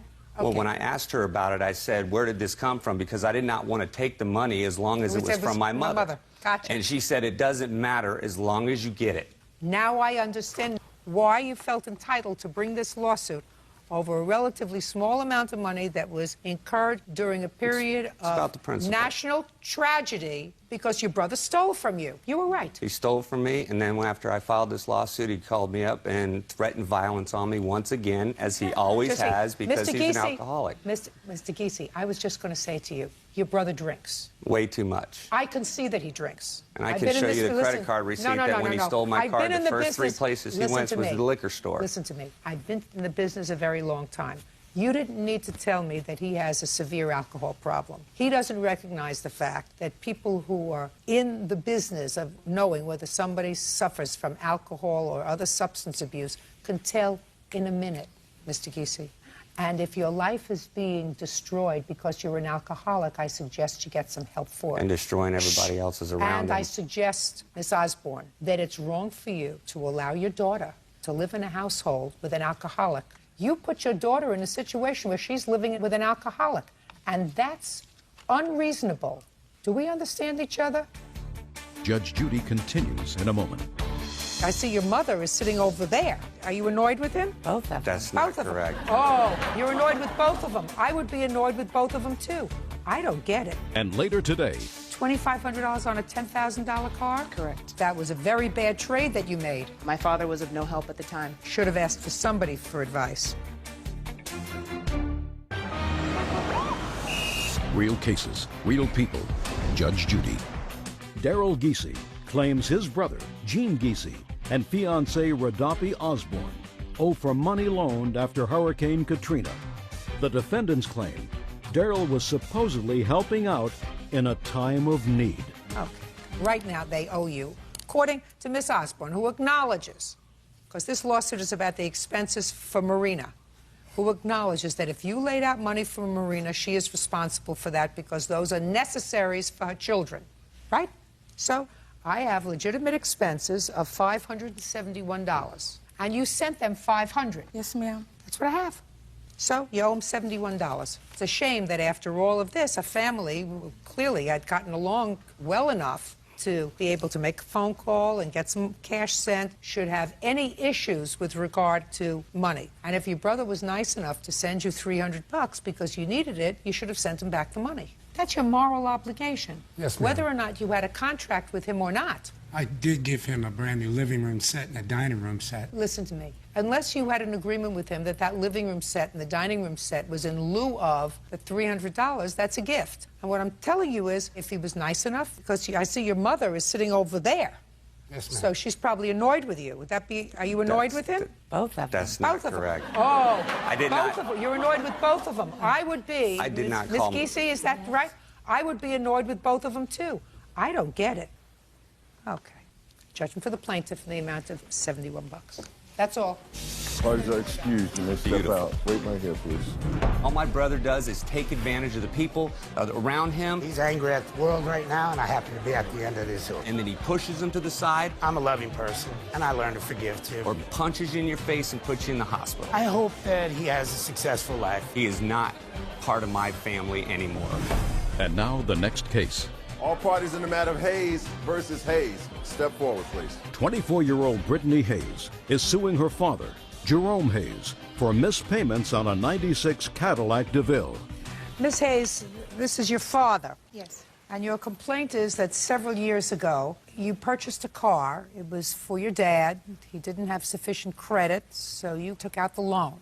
The agreement was that he would make the payments on the car. According to you, he stopped making the payments on the car. You took the car back, in effect repossessing the car, kept the car for a period of time, then traded it in for another car, which you put on your credit card. And you say that your father agreed to make those credit card payments for you. Correct. Your father said that's not what the agreement was. So that's what it's about. When was this car purchased? February 27th of 2003. It was a 1996 Cadillac DeVille, a faux convertible top. I don't care what it looked like, quite frankly. Nobody has it anymore. You don't have it, he doesn't have it, and I certainly don't have it. Okay, and when did you take the car back? It was end of November of 2003, the same year. So he didn't have the car very long. How much was the total cost that was financed? $10,355.84. That's what was financed? Correct. From February until November, did you make the payments on the car, sir? Up until the October payment. What happened in October? I was in between jobs. Had you told her that you couldn't make the car payment that month? Yeah, and she screamed at me. You said, I don't have the money to make the car payment. Yeah, and she replied that I'm not going to make the payment. You need to get off your rear and go get you another job. I go, I'm in the process of going back to work. She took the car. She took the car then, in Yes. November of 2003? Yes. Okay. What happened next, Mr. Hayes? 2 weeks after she took the car, I was back to work. I tried contacting her via cell phone. She never returned the phone call. Several months went by. I'd say about 4.5, 5 months later, she finally returned the phone call, stating that she didn't have the car anymore. What did you do with it? She traded it in for a Honda SUV because she said the Cadillac was a gas guzzler. Okay. Now, was the car registered in your name or in your daughter's name? Well, the problem was I had an out-of-state license, and that's why I went through her. I put $2,500 down cash on the car, gave her $200 to help me out. And the plan was for me to get it out of her name and put it in my name, which I had So the car was difficulties. also titled in her name? Yes. And your father gave you the down payment of $2,500? Correct. What were the monthly payments on the car? $298.34. Okay, so let's make it easy for me because, you know, I'm math challenged. Let's make it $300 per month. Okay, so your father had the car 8 months. He had the car and made 8 months' worth of payments. Now, when you took the car back, was it your intention to sell it or was it your intention to use it? I was unable to use it. I couldn't even afford the gas in that car. Did you sell it or trade it? I traded it into the dealership. Well, that's a problem because you didn't trade it in for its maximum value if you traded it into a dealer. The dealer doesn't give you the same price as you would get if you sold it privately. You understand that? For my own curiosity, what did you get when you sold the car? $2,500. $2,500 on a $10,000 car? Correct. Well, I mean, that's ridiculous. The car was 9 months old. So I don't know where you were getting your advice from, but that was a very bad trade that you made. I was under a time constraint. I didn't have the time. It was a very bad trade that you made, Miss Hayes. I was 21 years old at the time, Your Honor. Well, then you should have asked for some advice, madam. My father was of no help at the time. Well, should have asked for somebody for advice. Now, when you spoke to your father about it, your father said what to you? My father was very hard to contact throughout the time. I was getting frequent phone calls from the finance company notifying me of late payment, saying that I had not made a payment. I'm not talking about history. Let's understand each other, Miss Hayes. I'm not talking about history. I'm talking about after you took the car back, your father did send you some money. He did not send me any money until April of 2004. Well, that's what I'm talking. Listen a minute. After you took the car back, he sent you some money. April 2004 is after you took the car back. Correct. How much did he send you? $1,300. Infrequent payments, about I don't care if it's 4. frequent payments, infrequent payments. So far, this is what your father has invested in this car. $2,500 in a down payment, $2,400 in payments that he made, and another $1,300 that he sent to you, according to your father, because he says you made a really bad deal when you traded in this car. And you did make a very bad deal. So let's see. So far, he invested $6,200 in this car, $6,200, which he had for 9 months, according to you, right? Correct. I don't know what you want. So you sold it for $2,500, you traded it in, and you bought a Honda for how much? The total amount was $16,000 was the finance for the Honda. And they gave you credit for $2,500 for your car for a trade-in? Yes, Your Honor. Well, that's a very bad trade-in, madam. Cadillacs have a very low resale value. Then you should have sold it privately. He's not responsible for that. Ms. Hayes, he's not responsible for that. You made a very bad deal with the dealership. I made a very bad deal agreeing to help my father get this car. You're absolutely right. You're absolutely right. But he is not responsible for this bad deal that you made in trading in your car. I mean, it's unfortunate, but your father has paid $6,200 for a car that he had for 9 months, right? It was a very bad deal that you made. You still have the Honda?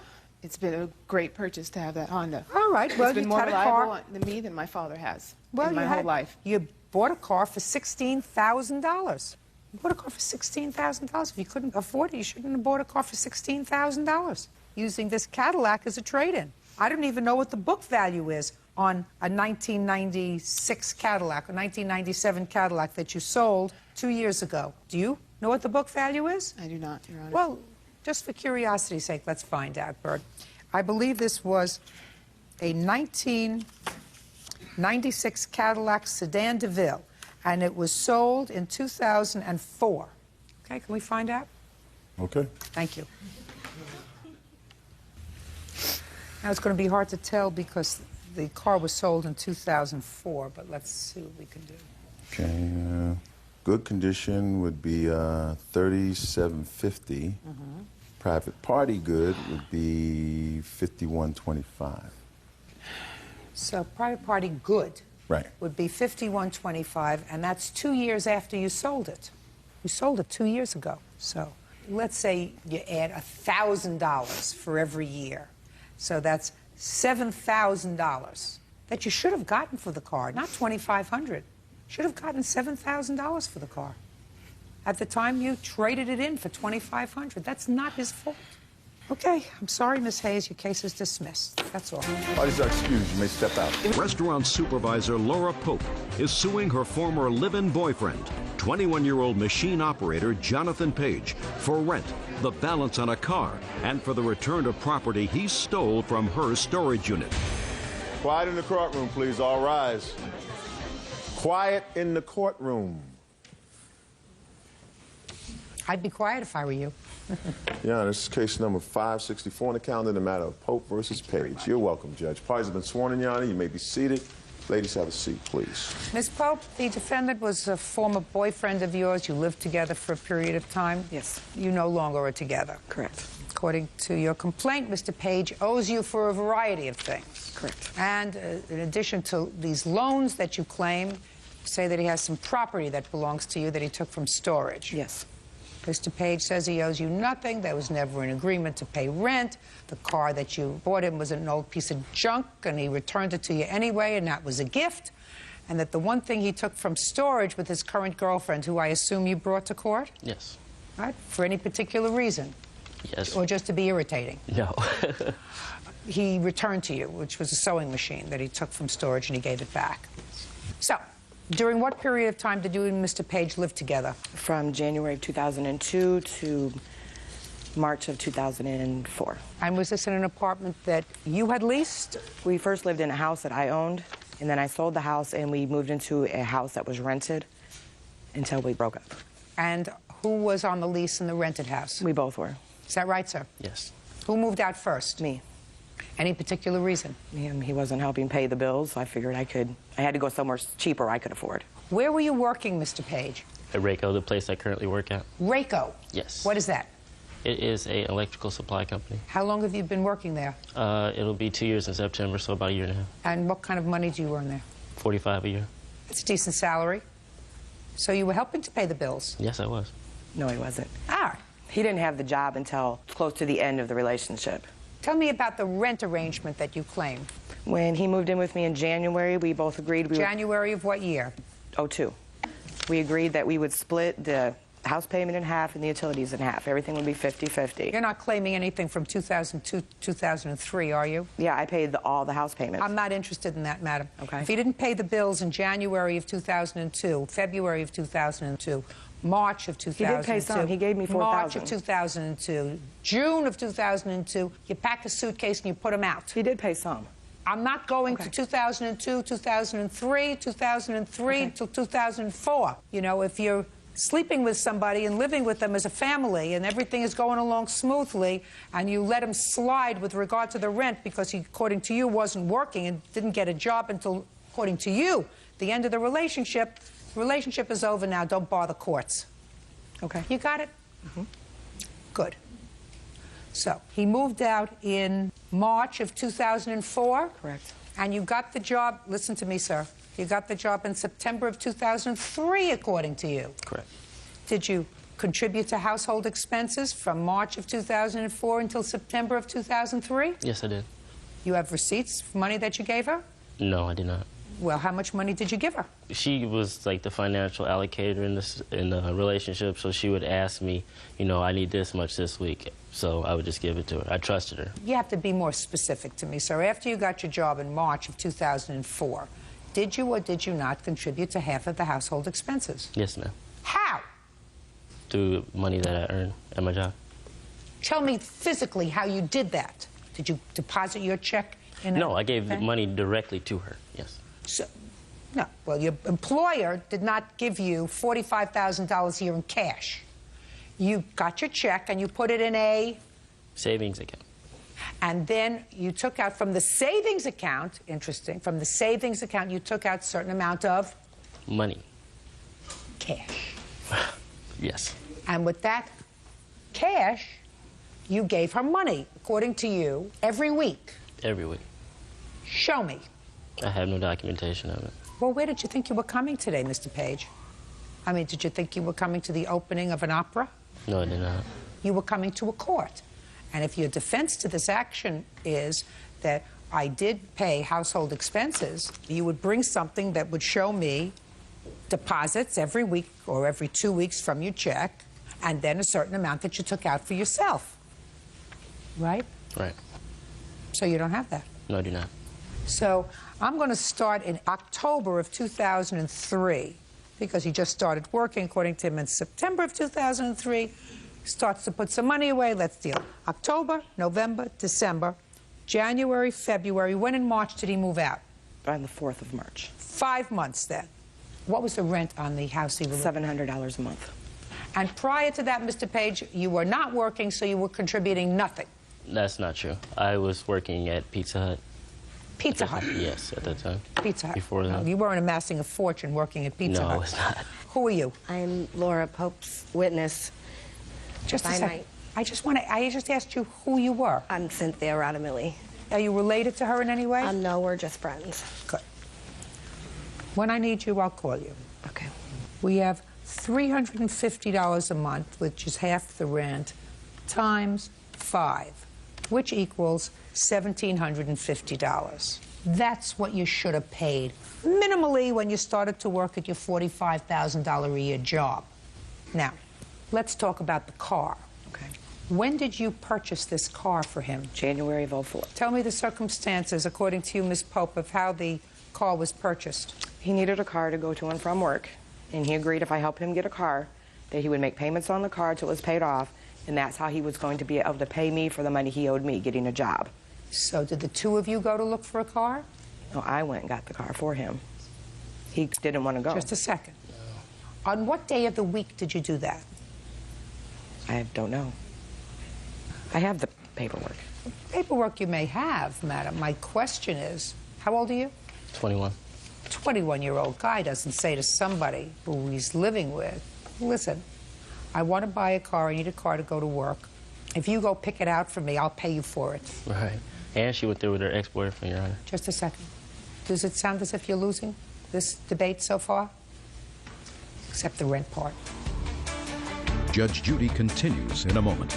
So you married after you separated from him? Yes. Immediately. When did you get married? June. Somebody a little more age appropriate? Yes. Play around with a baby, you get actions like a baby. Real cases, real people. Judge Judy.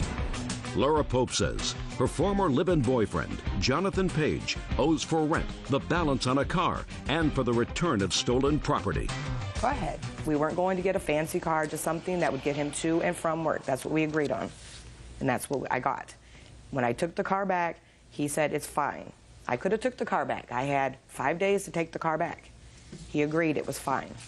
And we also agreed he would only pay half of the car. I was helping him out. You mean they let you take the car off the lot without paying for it? No, I put a deposit down to take the car off the lot. $300 I put down to take the car. How much was the car? $1,183.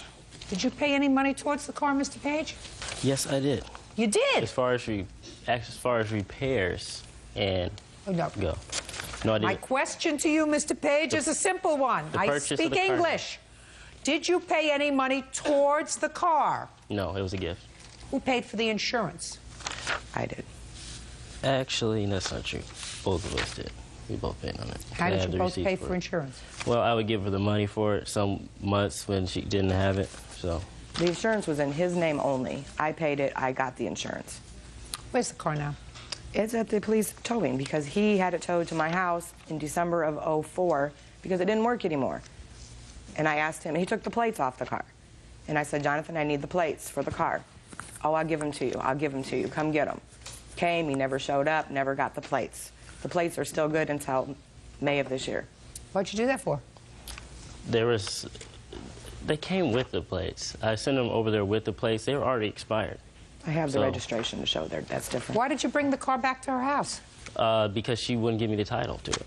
So it was really her car still. Whose name was on the title? Hers. Mine. Oh, goodbye. You had the car.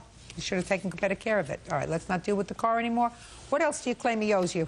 He owes me for property he stole out of my storage Now, unit. why did you go to her storage unit? That's the question that I have. That was our storage bin. You know, she had gave me one key to it. We both had both of our stuff in it. What did you have in there?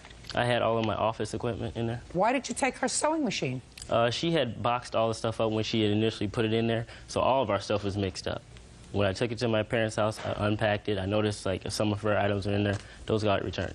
Well, when did you, let's start, Mr. Page. When did you go to the storage unit? What date? I would say about May. I need a date. Around May is not a date.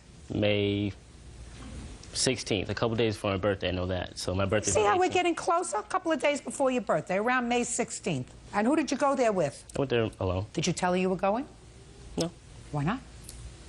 Because I was assuming that she would not allow me to get my stuff because she was being a little vindictive about getting my stuff in the first place. When did you call her and say that I, by mistake, got some of your stuff? Well, she was calling me all the time. That's not my question. When did you call her and say to her, I mistakenly took some of your stuff? I never did. Why not? Because she was always coming to my house and she got it anyway, so. I want you to understand something, Mr. Page. My reactions to you have nothing to do with whether I like you or don't like you, because I don't know you well enough to either like you or dislike you. My reactions to you are the reactions of somebody who's listening to facts that don't make sense for somebody who's trying to do the right thing. Do you understand me? Yes, I do. If you're in a relationship with somebody and lived with them for a substantial period of time, and for most of that time they were supporting you, which she was, and you had some things that were in a mutual storage facility, I can understand, as a matter of fact, why you would want to go there by yourself and not confront her if you separated in something less than an amicable situation. But once having gotten the stuff home, if you didn't open boxes there, and realizing that you got some stuff, I would either email her or pick up a phone and call, or write a letter and say, I'm sorry, I have the following stuff. Or even better, taking the same key with which you got into the storage and taking the stuff back. We understand each other? Yes, I do. You did none of those things. You waited for her to have to come over with the police to get her things. No, she didn't come with the police. Who did you come with? I came by myself, and then my husband came. Is this your husband or your ex-husband? My husband, current husband. Current husband. So you married after you separated from him? Yes. When did you get married? June. June. You have a nice husband now? I do. Very good. Glad to hear it. Thank you. Somebody a little more age appropriate? Yes. Perfect. Play around with a baby, you get actions like a baby. You understand? Yes. You got your sewing machine back. What else did he give you? I do not have my sewing machine back. You don't have it back? No, we went Friday the 18th, February 18th. He agreed to meet me. February 18th of 2005? Yes, ma'am. Yes. He agreed to meet me at his mother's house at 1 o'clock, which is where he claimed my stuff was. I was there, he wasn't. I ended up getting his phone number through information. He was still in bed. He ended up over there like 1:45. He came out with a serger machine, put it in the car. I said, because he agreed to pay for the towing fees on the car, because I had to get it towed, you know, the police towed it. Anyway, he said, well, I don't think I owe you the money, fine, whatever. He brought the one machine out, put it in my car, got mad, took it back out of my car. And I said, I'm not going to play the games, we'll just go to court. And I left. That's not true. I That gave her is her true. surgery machine. She still has it. He didn't, he took it out of my car. And that was the only belonging of hers that I had. I gave it to her. You told me that you took several items of hers out of storage, sir. Not more than 5 minutes ago, you said several of her things got mixed up with your stuff. Well, that's You just told me that. Right, those little knick-knack things that were given back to her. When? On that day. Along with her little surgery machine. Her husband took them with her, so he should have told her that. May I please see the list of things that you say he has from storage? Yeah, well, it's on the statement also. I have a letter I sent him. Oh, he has the letter? Yeah. That's the same letter I have. So, and at the bottom, my social security number's on there, and she said she put it on there so I couldn't hide for whatever. What? I don't understand. I don't understand. You have to speak up, speak clearly. My social security number's on the bottom of there, and she said she put it on there so I couldn't hide from her. I don't know what that's supposed to mean, whatever threat that means. And on there... You have a serger machine and a sewing machine. What's a serger? It's That's what I gave back the to her. piece on the, like, that makes the hems on your pants, those little fancy... Do you have the receipts for these things, madam? No, I do not. Anything else you want to tell me? Yes, on that letter it said all my belongings have been returned to me. Actually, they have not, including a 19-inch Sylvania TV that she has on mine and $748 she owes me. Probably should have filed a counterclaim, sir. I know, I should have. Well, you didn't. And when you file the counterclaim, sir, I suggest you get all your bank records so that you can also, you know, have something other than, you know, you need to smile when you come to court. What else? Actually, all her claims are null and void due to this agreement that we signed. I like to say something about that agreement. We both signed that agreement on that date, and we agreed that there would be no further action. Don't lie. Ms. Pope, I have a letter. Yes. An agreement. Yes. That is signed. Yes. Your signature, dated the 18th of February, date that I think that you discussed that... We had went over there. You came over to the house to get your property. Correct. And I'm going to read it to you. It says, final settlement. Who typed this up? I typed it up. Final settlement on this date, February 18th. You both agreed that neither party owes the other any monies or property from this day forward. This settlement agreement includes and is limited to all dates and times prior to February 19th, 2005. Final settlement is legal and both parties have agreed fully to its content, and final settlement can be used in a court if ever contested by either party. When did you prepare this? Prepared that the day we agreed to meet, the day he said he was going to make the payments and return my property, I showed him that paper. I said, this is what we'll sign. I had already signed it because I believed he was going to do what he said. He took that paper and would not give it back, and I told him, I said, because there was 2 copies, my copy and his copy. I said, we both have to sign this for it to be in agreement. Where's your copy? He never signed it, so I didn't bring it. Well, wouldn't that be some evidence, madam, that it was not fully executed, that each of you didn't have a fully executed copy? He knows he didn't sign it there. He knows this. Yes, I did. There is no other copy. Listen to me very carefully. There is something called the parole evidence rule in contracts. Parole evidence rule says that you cannot go outside of the 4 corners of a document in order to explain away a document that is valid and clear on its face. Do you understand? I understand that. Now, you are older than he is. He's a baby. You're, according to him, 13 years older than he is. You've been in business, you work, you support yourself, you know, you take care of yourself. I think that you're smart enough not to sign something until you get what you're supposed to get. You had not gotten the rent money, because this doesn't say, you know, upon condition that he pays the rent, then we've settled. Upon condition that he paid for the car, $600, we've settled. Upon condition that he returns the sewing machine, we're settled. This says that on this date, you've settled everything. The only way you can explain it away is by saying, listen, he forced me to sign it. I was under duress. I was in the trunk of his car, and he said he was going to close the trunk of the car without air holes. So I signed it. You didn't say that, did you? No, I did not. Unfortunately, Miss Pope, you have a nice husband now. We're not talking about a lot of money here. We're talking about money that probably some of which was a gift to him, some of which you never expected to be returned to you if the relationship lasted. So you got away cheap. You have a happy life, enjoy it. That's all.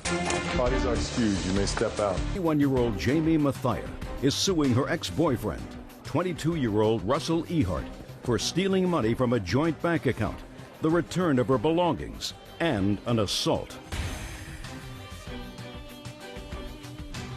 Yeah, this is case number 268 on the calendar in the matter of Mathia versus Ehart. Parties have been sworn in, Judge. You may be seated. Sir, have a seat. You're welcome. Mr. Ehart, you don't look so well. What was that? I don't know. Did you have a bad night last night? No. Out partying a little late last night?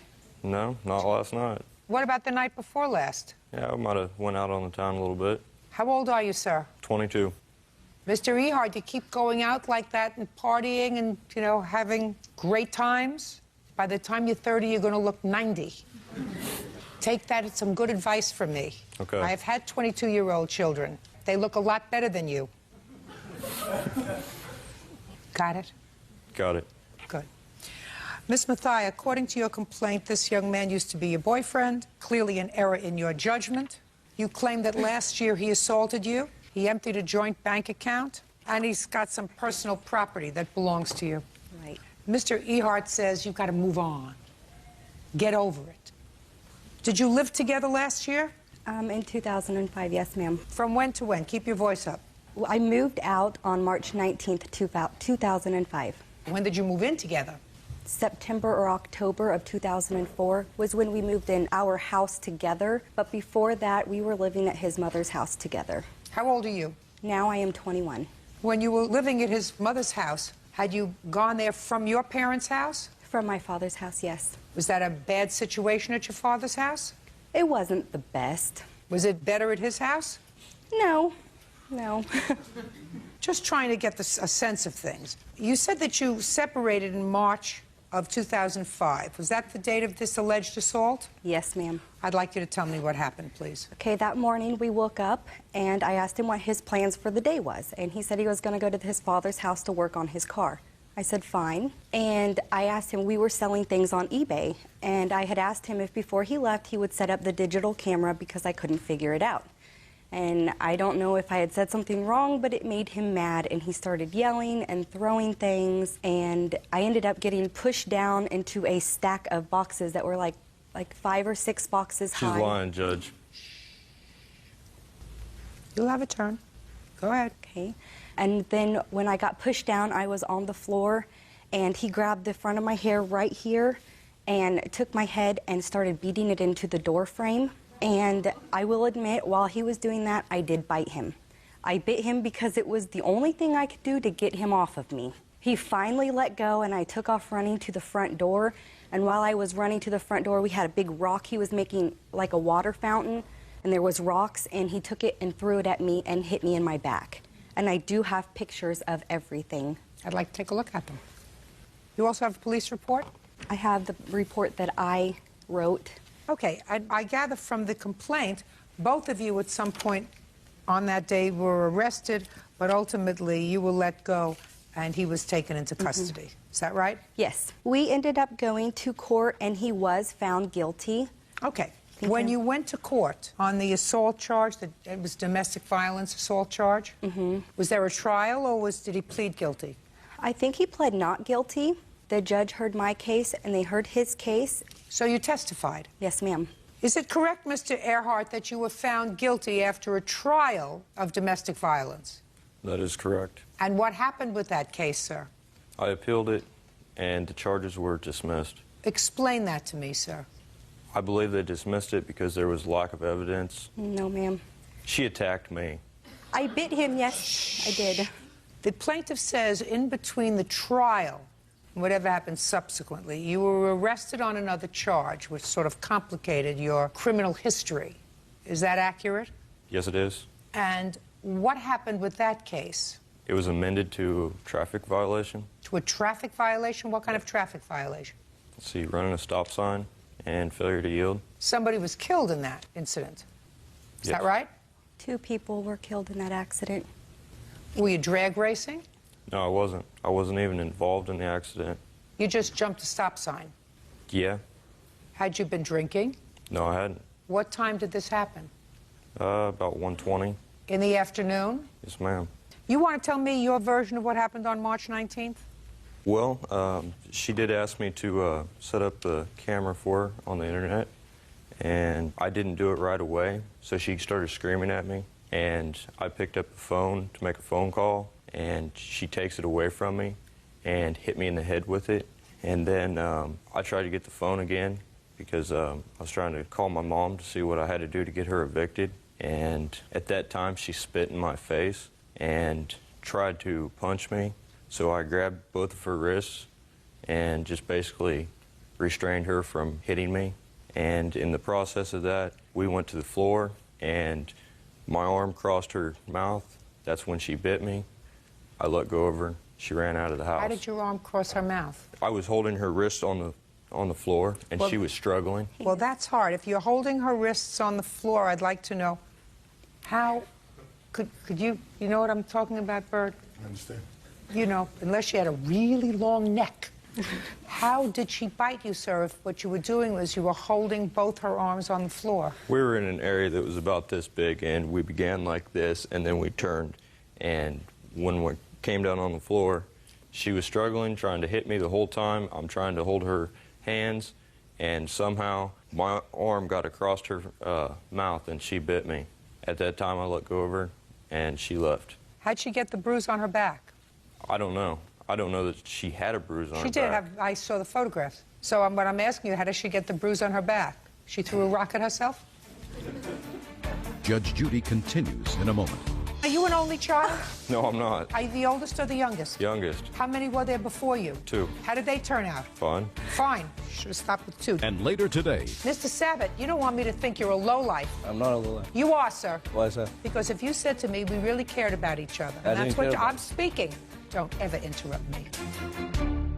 Jamie Mathia claims her ex-boyfriend, Russell Ehart, owes for stealing money from a joint bank account, the return of her belongings, and a violent assault. Okay. Now tell me about this joint bank account. We had a bank account in both of our names so that when I paid bills, we both got credit for them. Did each of you contribute to the bank account? Well, he did sometimes. It was kind of like pulling teeth to get rent money and bill money. I just took all the bills, added them up, divided them in 2. Okay, but you both put money into the joint account. He gave the cash to me and I deposited in the account, yes. Okay, and you put your paycheck in the account? Yes, ma'am. Now, Mr. Earhart, according to the plaintiff, you emptied the joint bank account. I did. And what happened was she wrote a $6 check on that joint bank account and it bounced. Your response said she had no business writing a check on a joint bank account. That's what you say here. The reason, though... That's true, Mr. Earhart. Could you explain why you emptied it? She was there when I closed the account. She knew that I closed it and there was no money. Explain that to me, sir. I went to the bank to close the account. On what date did you go to the bank? I'm not sure what the date was. Before or after March 19th? It was before. No, ma'am. Shh. Don't interrupt him. Sorry. It was before March 19th. Sure. Sure is not an answer, sir. Sure is what you do when you talk to your friends outside in the park. It's either yes or no, or I don't recall, I don't remember. I'm not sure when it was for sure. Well, if it was afterwards, you would agree it was the wrong thing to do. Why would it be wrong? Because you said it was wrong, sir. You said it was wrong for her to have written a $6 check on a joint bank account after the two of you had broken up. And I said to you, then what gives you the right to empty out the bank account if it was a joint account? Then you said I emptied it out before, and she knew about it. That's what you just told me. I mean, I'm getting old, sir, but my memory is sharp. That's because I don't party like you do. Now, so let's get to it, sir. Okay. Do you want to tell me how she was aware of the fact that you emptied the joint bank account because you went to the bank together? She was at the bank at the same time that I was when I emptied the bank account. I didn't want a joint bank account with her name in it because she's going to write bad checks with my name on it. Just a second, but you hadn't. It happened. But you hadn't had a fight yet. If this happened before March 19th, you hadn't had a fight yet, unless you have some sort of clairvoyant gift or skill. How would you know that you were going to have a fight on March 19th to bring you to the bank before March 19th to close the account? We were breaking up anyway, Your Honor. I'm not sure what the date was. It possibly was after March 19th. Now, if it was after March 19th, you wouldn't have been at the bank together. So she didn't know that you closed the account. Are you making things up as you're going along, sir? No, I'm not making Yes, you are. Sure you are. I mean, I don't know why you think that you can come here and act like a fool. Can I see the date that he closed the joint account? Yes, ma'am. I was not at the bank. I was at work that day. That doesn't make any difference.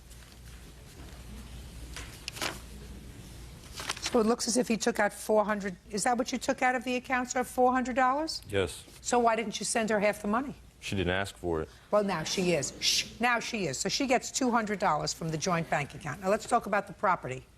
Go! When I left, I took what I could get in my car. What did you leave there? Oh, everything, Your Honor. Why didn't you get it back? We're a year later. Yes, I have tried numerous times to get it. Well, that's too bad. Are you still living in the same house? I recently moved back in about a month ago. Had you left? I moved out the day after she did. And how long were you gone? A year. You waited too long. Your Honor. You waited too long. You know where a courthouse is, and if you wanted your property, I'm not going to go tracing your property over the last year. It's not going to happen. I understand Good. what you're saying. I'm glad you understand. While you were living together, did either of you abuse drugs? No. She did. What? She smoked marijuana. Not you. Your Honor. Shh, shh, shh. Not you. Yeah, I did. Well, then why did you just say she? Well, she did it a lot more than I did, Your Honor. Ooh. She was a heavy user. Ooh. She needs to go to Just a rehab. second, are you an only child?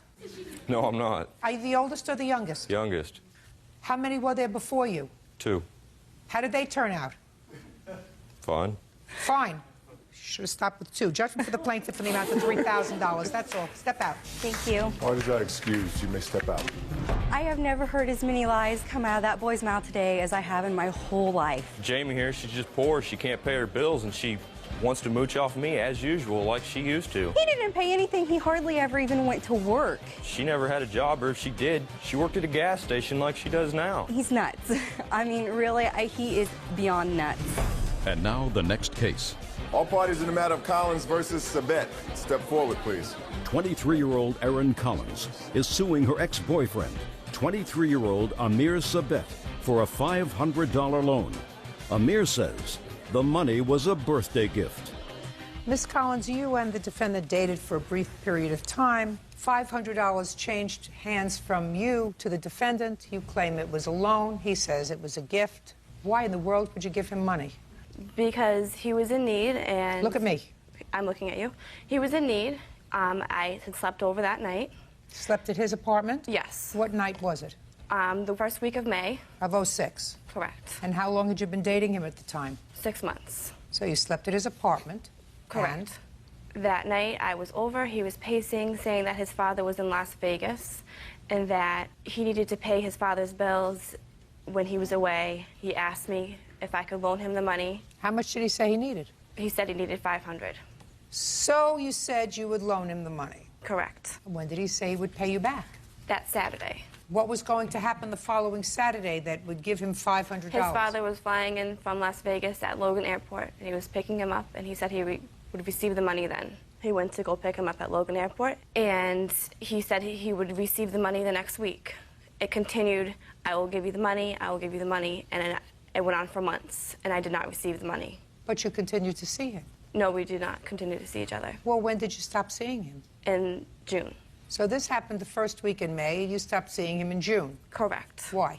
Why? Because he started acting weird, promising that he'd give me the money, and he has talked to several of my friends about it. Don't tell me anything that he discusses with your friends. That's hearsay. Correct, and I also have text messages on my cell phone. If you would like to see them. Do you have them with you? I do. I'd like to see them. Okay. Okay, Mr. Sabat, you want to tell me about this $500, please? Yeah, it was given to me as a gift. When? In early May. Well, tell me how that came about, Mr. Sabat. I told her I had to pay my father's bills before he came back. It was for his mortgage.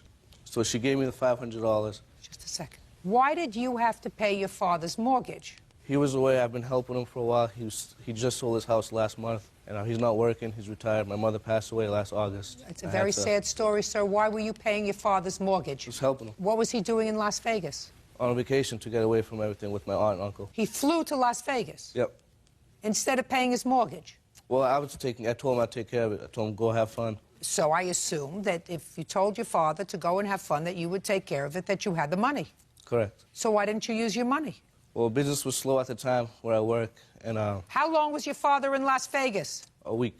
He was coming back after the first week in May, so I assume the mortgage was due May 1st. There is a certain grace period with a mortgage. Why did you take $500? Don't give me the baloney about your father's mortgage. Why did you take $500 from her? She gave it to me as an early birthday gift. She said, don't pay it back. Mr. Sabat, let me explain something to you. I don't believe you. You're a liar. Paying your father's mortgage is not a birthday present. If you said, I need $500, I want to go out and buy myself something, or I owe people money and I have to pay them, or else I'm going to get myself in trouble, then I could understand her saying to you, I love you, honey. Here's $500 that you need. It's an early birthday present. But not to pay your father's mortgage. That is not romantic, sir. You understand? Well, I understand, yeah. Good. That's not what you needed $500 for. Don't believe you. Okay.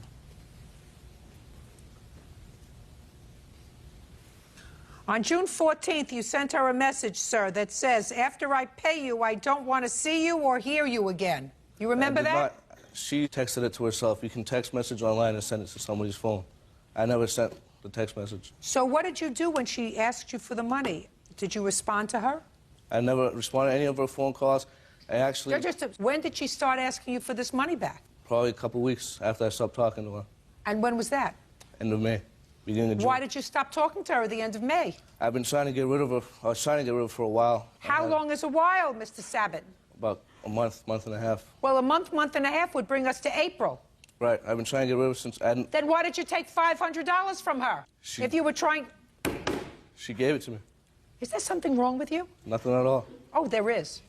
There is absolutely something wrong with you. Who are you? I'm his co-worker.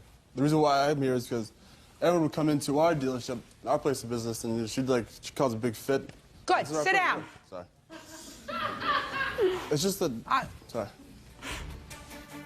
Mr. Sabat, you don't want me to think you're a lowlife. I'm not a lowlife. You are, sir. You want me to tell you why you're a lowlife? Why is that? Because if you said to me we really cared about each other, and I that's didn't what care about I'm speaking. Don't ever interrupt me. Sorry. If you said to me we really cared about each other, I was in a bind. I needed $500. She said, sure, I'll give it to you. If you can pay me back, fine. If you can't, fine. And you were together. You were a couple. And then you broke up.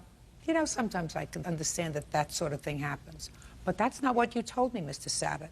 What you told me was you were trying to get rid of her before you took the $500 from her. Correct. You were trying to get rid of her before she slept over at your house the beginning of May.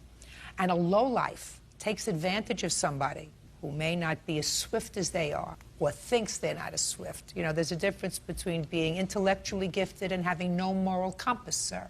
If I had my choice between not being intellectually gifted but having a moral compass, I would pick having a moral compass. You evidently made the wrong choice. You owe her $500, sir. Pay it. Judgment for the plaintiff. That's all. Parties are excused. You may step out.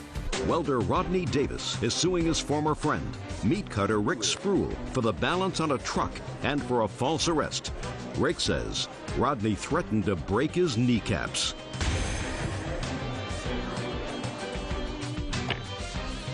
Yeah, this is case number 542 on the calendar in the matter of Davis versus Spruill. Parties have been sworn in, Judge. You may be seated. Ladies, have a seat, please. Mr. Davis, the defendant is your former wife's cousin. Yes, ma'am, Your Honor. And you made the mistake of selling him a used truck. We don't do that with family. It's really pretty stupid because it's always trouble. You claim that you sold him the truck, I believe, for $3,500.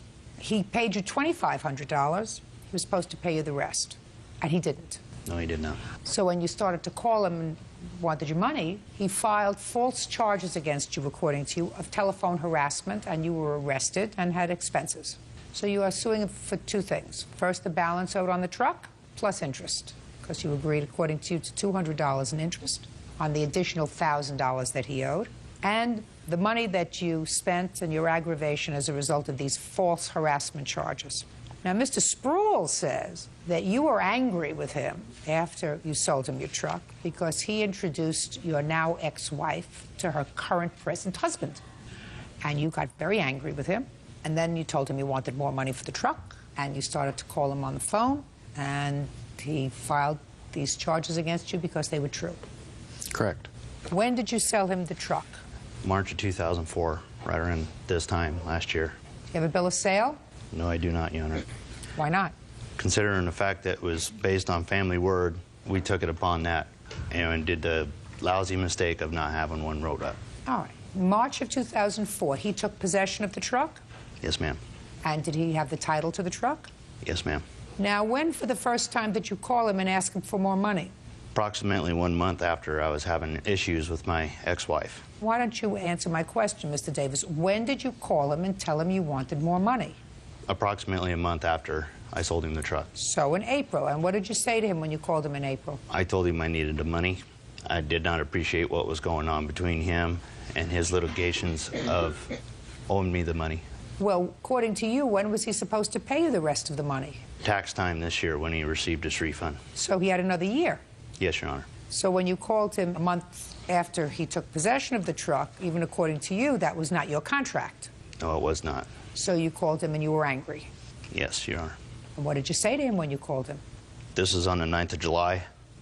I left him a message of how I thought of him through the whole allegation of everything. Well, what did you say? I told him I needed the money.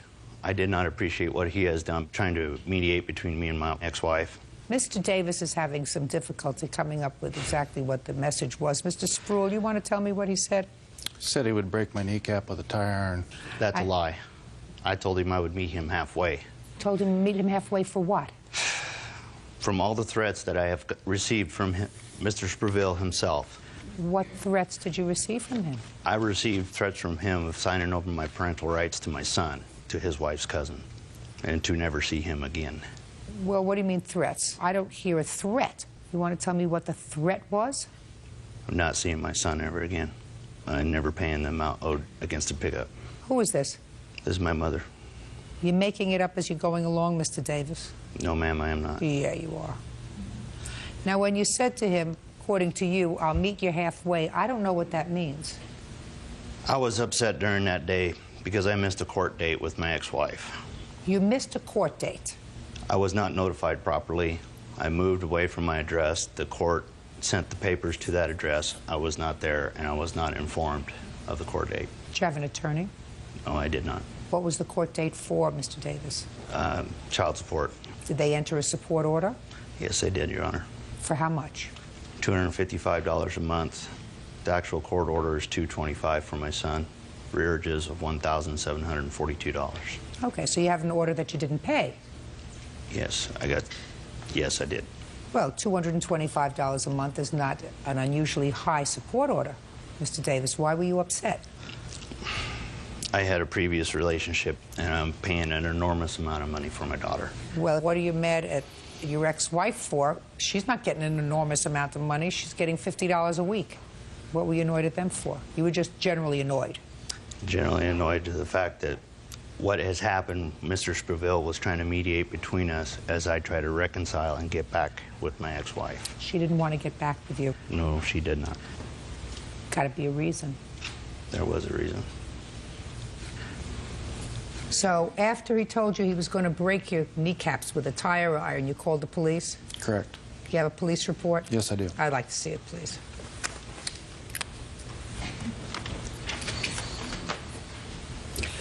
Mr. Davis, you have 2 children? Yes, Your Honor. Okay.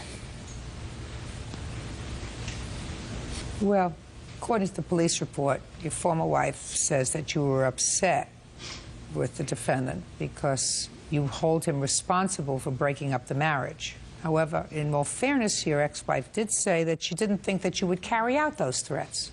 I would not. I admit I was... Shh, just a second.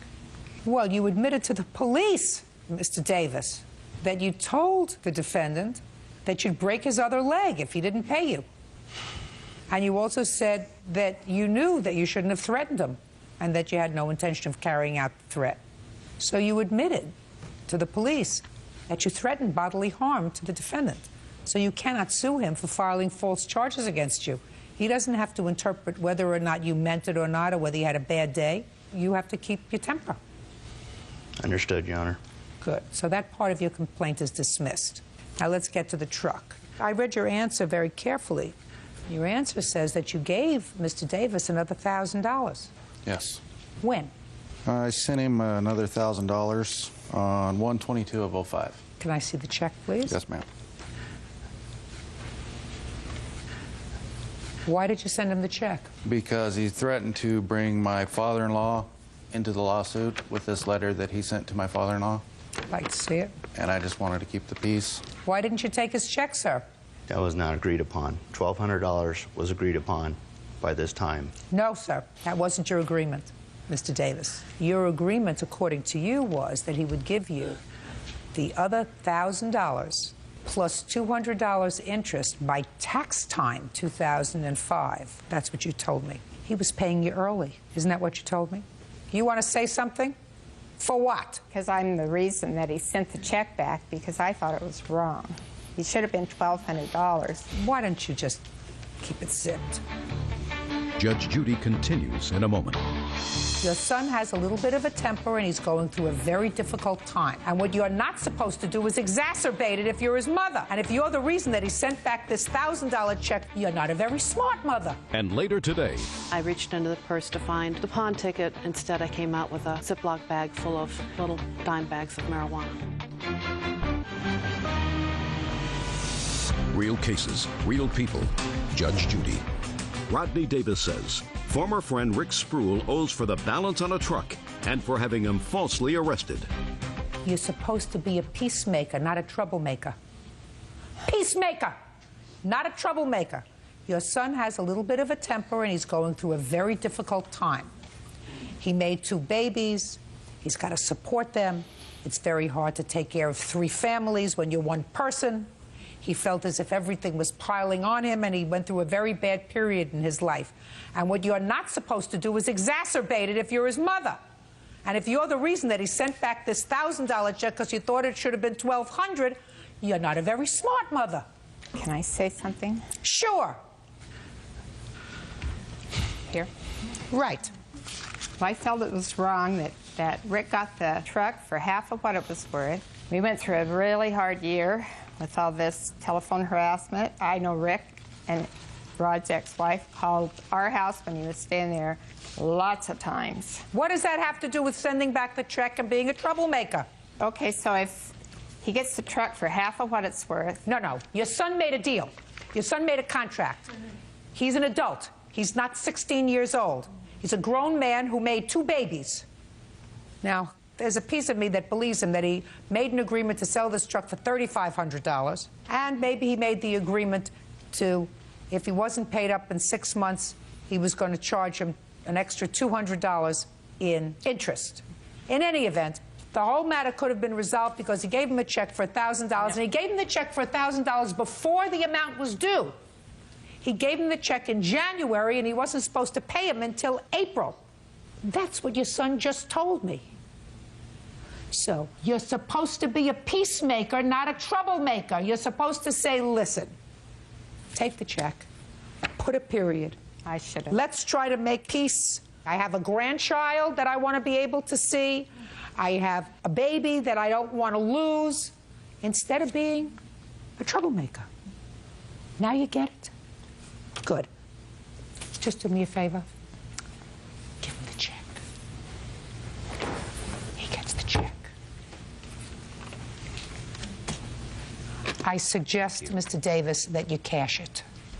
Yes, because ma'am. that's all you're getting. Understood. Perfect. Thank you very much. That's all. Parties are excused. You may step out. The most frustrating part about it is he lied and he got away with it. I think he's upset about the family, the loss of his family. I just hope issues can be resolved. Let's hope this is the end of it. And now the next case. All parties in the matter of Dwyer versus Dwyer. Step forward, please.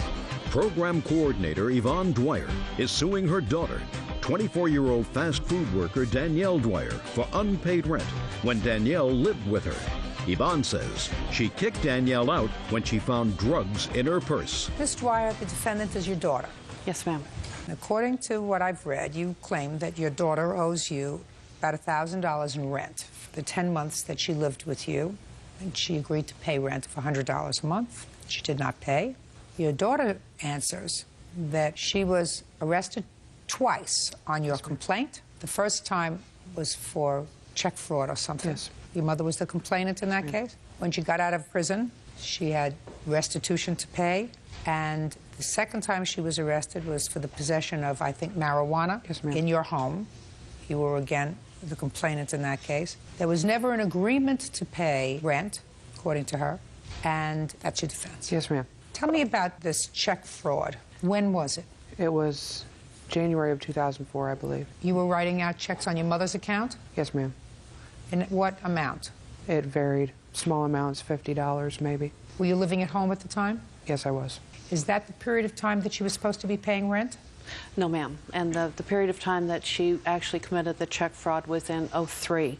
Pressed charges in March of '03 on that. But she was not paying rent at that time. It No, was ma'am, when she was came not. out of jail after she was convicted. Actually, never. She spent a very short time in jail for that. She never served actual time for the fraud. You took a plea in that case? Yes, ma'am. With restitution? Yes, ma'am. Restitution to be considerable paid to your mother? Yes. In what amount? It was over $2,000. Did you pay it? No, I have not paid all of it. Did you pay any of it? Yes, ma'am, I did. How much? I'm not really sure. It How was much? a matter of time. $25. It was more than that, ma'am. 100? Possibly. It was very difficult for me to pay the money because I had a criminal charge and it was hard for me to find a good job. You can always get a job. You may not be able to get certain jobs. They're not going to hire you in a bank, but you can certainly get a job. Do you work now? Yes, ma'am. Where do you work? I work for a restaurant. Fine. You can always get a job. I assume you let your daughter move back into the house after this check writing episode because you felt sorry for her? Yes, and because I'm raising her daughter. How old is she? She's 8. We've adopted her, but she's still her mother. Who else lives in the house? My husband. Okay. It's your claim that there was an agreement by your daughter to pay rent. That's the only way. $100 a month. $100 a month, yes, ma'am. She didn't pay restitution. No. So if she didn't pay restitution, what makes you think she's going to pay the rent? Ms. Dwyer. I wanted to trust her. She's my daughter. Now, according to you, there came a time when she was arrested a second time on your complaint. When was that? That was in August of '04. Tell me the circumstances surrounding that arrest. She had come home from work or somewhere and was going to take my granddaughter out on an outing, and she had left her purse behind. We had some items missing from our garage, and we suspected that she had maybe taken them and pawned them as she had before. Your Honor, may I comment? And when I reached into the purse to find the pawn ticket, instead I came out with a Ziploc bag full of little dime bags of marijuana. And when she came home, after I confronted her with it, she became physically violent, and my husband dialed 911 to protect me. Did you find the pawn tickets? No, I didn't find the pawn ticket. I stopped when I found the marijuana. I was just too upset. May I comment, Your Honor? Yes. I know it's wrong, but the reason that I did have the marijuana, I was trying to make extra money to give to her. She's always pressuring me about the money. I'm barely making it. I have a minimum wage job. Get a minimum wage job. You were living rent-free at your mother's house. You had no expenses. That's not even a bad excuse, Ms. Dwyer. For the 10 months that you were living with your mother, were you working all of that time in a restaurant or just part of the time? Part of the time. And what were you doing with your money? I would give her some. I would pay my car insurance. I have an outstanding Memorial Medical Center bill. Okay, so you went to jail because when the police came, as a result of your father calling 911, they took possession of the marijuana that was in your purse. And how long were you incarcerated? 30 days, Your Honor. Now, tell me about this check fraud. What did you need this money for, Ms. Dwyer? I put it towards my memorial bill, Your Honor. Oh, no. I don't buy that. Not for a second. You can believe what you want to believe, Your Honor. Not for a second, my dear. Well, I know that you had to pay for the marijuana that you bought because you said you were selling it. So if you were selling it, then you had to buy it from somebody in order to sell it and make a profit. So I don't know what you spent the money Your for Honor, that you took. It wasn't that much. Whatever it was. Listen, this is your problem. How many kids do you have? 3, plus my granddaughter. Oldest, youngest? She's the youngest. Boys, girls? 2 boys and a girl. They all right? The 2 boys? Yeah. And then in your retirement years, you're raising an 8-year-old. Yes. And I suppose you love her to death? Yes. But it wasn't something you anticipated doing? No. Got it? Yes, ma'am. There has to come a time when you have to clean up your own mess. People make messes, they got to clean them up. Can't always have somebody else cleaning up your mess. So far, the biggest thing that you did was make your mother the gift of your child so that she would spend the time that she would ordinarily have getting, you know, massages and kicking back, raising a baby. For that, you should be eternally grateful. I don't know, Mrs. Dwyer, whether I would have called the police twice. I'm not sure of the circumstances. I'm not even going there. The one thing I do know is you will be very fortunate if you get the restitution that your daughter owes you, and that she owes you from several years ago. She hasn't paid that. So why you think she's going to pay rent is absolutely beyond me. I mean, maybe you're looking to have some sort of a dialogue with your daughter and you think the courtroom process is the way to do it. I think it's a very bad way to do it. If I may, Your Honor? Yeah, sure. The restitution was to be paid through the court. I understand that. She hasn't paid it. I have the court paper that shows that she's made a $25 restitution on that. She hasn't paid it. It's 2 years. Why would you encumber any more debt for her and expect repayment when she has not, over 2 years, said, if I paid $25 every 2 weeks, my restitution would be paid off? She has absolutely no intention of paying it off. She's lucky if she can keep her head above water, Ms. Dwyer. Because when she came back, she brought her boyfriend with her, and the payment was not for her. She promised me to pay $100 to keep him under my roof. Let him pay the $100. From her, you're getting nothing, because I don't think that you even anticipated at the time that you were going to get anything. Do you see your daughter? Yes. How all often? The time. Every day. No. Then I really don't understand why you're here. In any event, Ms. Dwyer, I don't find rents. I'm sorry. Case is dismissed. Parties are excused. You may step out. Hello, xin chào mọi người. Hôm nay mình sẽ cùng nhau nấu món cháo lương nha mọi người. Thì ở đây thì mình có một chén gạo. Cái này nửa chén đậu xanh. Cái này tùy mình muốn cho vào hoặc là không cho, ít nhiều gì do mình nghe, mình tự điều chỉnh nha mọi người. Và mình ở đây mình có lương.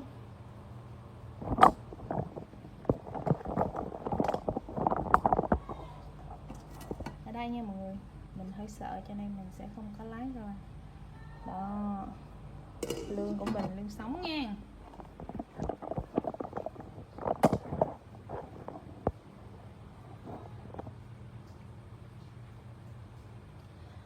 Thì đầu tiên bây giờ mình sẽ bắt đầu nấu cháo trước. Mình sẽ hầm cháo bằng nồi cơm điện. Ở đây thì mình có nồi cơm điện Electrolux, nồi cơm điện thông minh đó, điện tử đó. Thì cái này nó có chế độ nấu cháo rất là nhanh, 1 tiếng là mình đã có được cháo nó hầm nhuyễn cho mình luôn.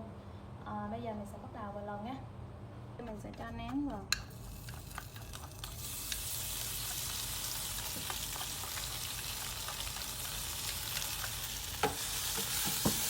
Mình sẽ xào nén nha, cho nó nhỏ lửa. Bây giờ mình sẽ cho nghệ vào, mình xào luôn. Mình sẽ không ướp qua trong lương, nhưng mà mình sẽ xào cái nghệ này lên, cho trong quá trình mình nấu nó không bị hôi nghệ.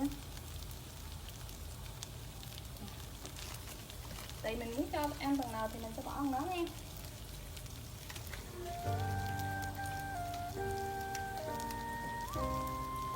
Bây giờ mình sẽ xào cái nghệ này lên với lại nén luôn. Mình sẽ đợi cho cái nén mình nó thơm, thì thơm rồi mình sẽ cho cái lương này vào.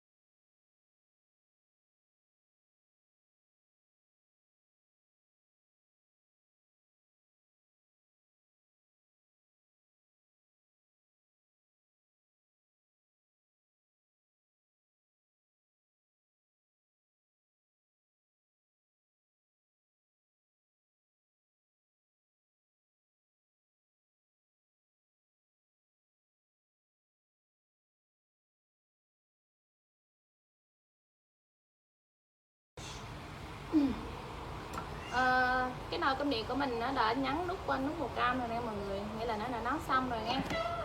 Cháo của mình này rất là ngon luôn, nó nở, nó rất là mịn nha mọi người. Thấy không? Cái này thì mình có thể là mình bỏ lương vào cũng được, hoặc là mình sẽ múc ăn cháo này và mình bỏ cái lương này ở trên cái cháo không cũng được, hai cái này cũng đều giống nhau nha mọi người. Đó, bây giờ thì mình sẽ nêm nếm gia vị cho cái này nha. Thì cái này mình sẽ nêm nếm cái vị cho nó không có quá mặn, thì cái lương mình cũng có vị ở bây giờ á, mình sẽ nêm cái này vừa thì cái bỏ thêm lương nữa là nó sẽ bị mặn á.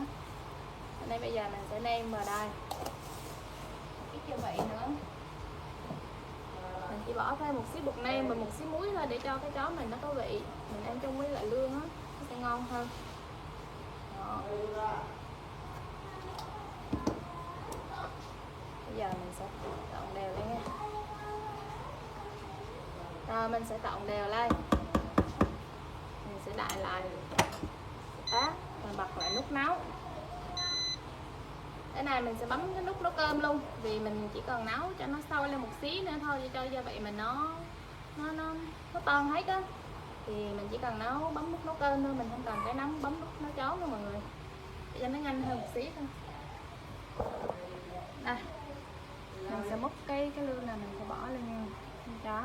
Đó, mình sẽ bỏ thêm một xí nước nữa cho nó ngon. Đó. Như vậy là mình sẽ có được một chén cháo lương rất là ngon nha mọi người.